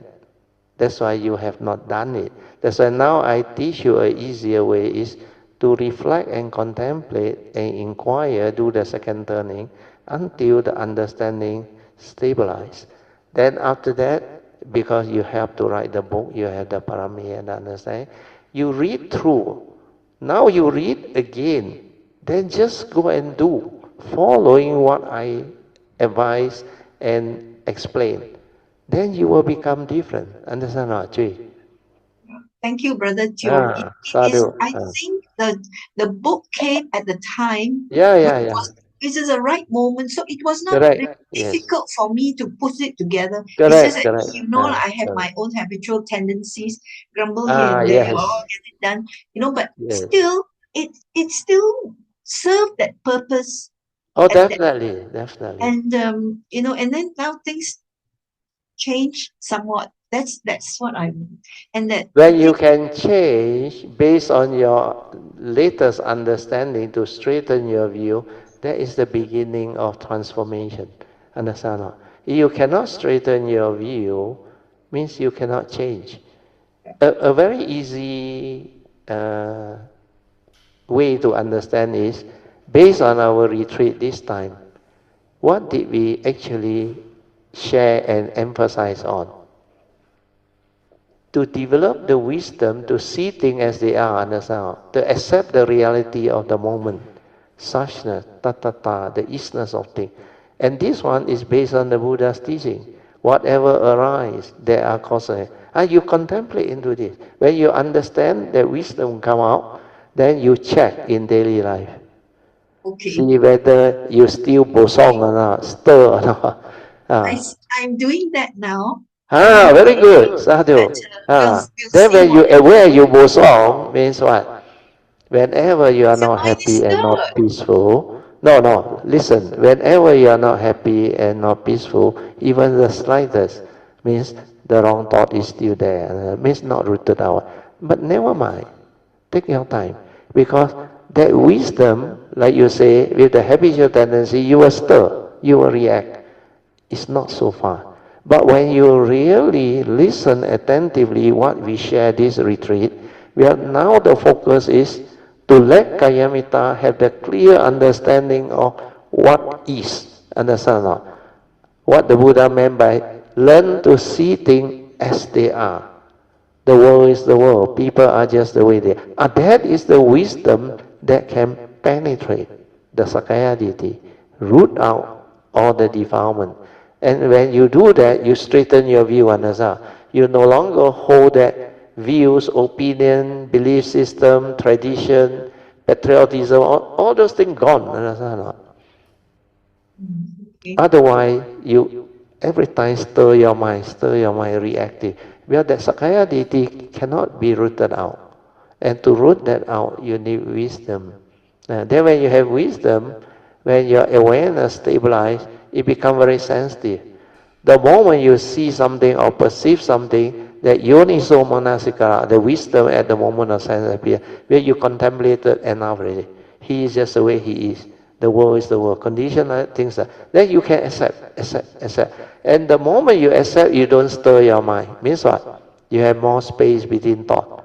That's how all the step 4 and step 5 of Avijja Sutta manage to surface. Understand? Or not? After you have yoniso manasikara, that is step 4. Then after that, step 5 is sati sampajana. Your daily mindfulness and clear comprehension become very stable. And then after that, the next step is 6, which is sense restraint. When you can do that, I rejoice, I sadhu you. Means you already counting. Understand? But Sadhu. Brother Teo, I also use the 4 Brahma Viharas to help Then to assist your mind state. to But more important is the understanding. The yoniso mana. Once you stable there, yes. your mind will not stir that often. Understand? Maybe initially habitually, tuk, understand? Of course, no sound like the fear or the anger or the bosong come out. Then after that subside. Understand? Because the yoniso manasikara prompt you. Then you know all this unreal. Sankara anicang, sankara dukkang, dhamma anatta. So, empty nature, not so real. As real it can be within the moment which is so transient. And everything is mind-made. Externally, at the form level already not so real, dependent originating. Then how do you know that thing? Through your consciousness, your perception. And what is consciousness, perception? Like the cinema show, just images, come and go, come and go, come and go. How real can that be? Externally already dependent originating, not so real like the block gut analogy. Then how do you know it's a block gut? Through your image in your brain. That is even more unreal, understand? Then when this one stabilizes, everything you see, your mind cannot stir already. That is the real understanding. Otherwise, you all may be conditioned by what the book write. The book write, wow, your seeing transform. Oh, you can hear people's footsteps and see them like form a mind only. Zoom. That one to me is still a knowledge, a concept. Because that one is not wisdom. That one cannot root out defilement. Defilement, always remember, only wisdom free. Understand? Ah, Sadhu, sadhu, sadhu. ah, And then lastly, I think you have talked about the three characteristics. yeah, Yeah. ah, And one of the most important one for my purpose at the moment. I mean, they are all equally as important, yeah, but yeah, it's the anicca thing that yeah. is That one slowly very easy to calming see down. one. Yeah, Don't but do it's anything, calming stay down, you there. see.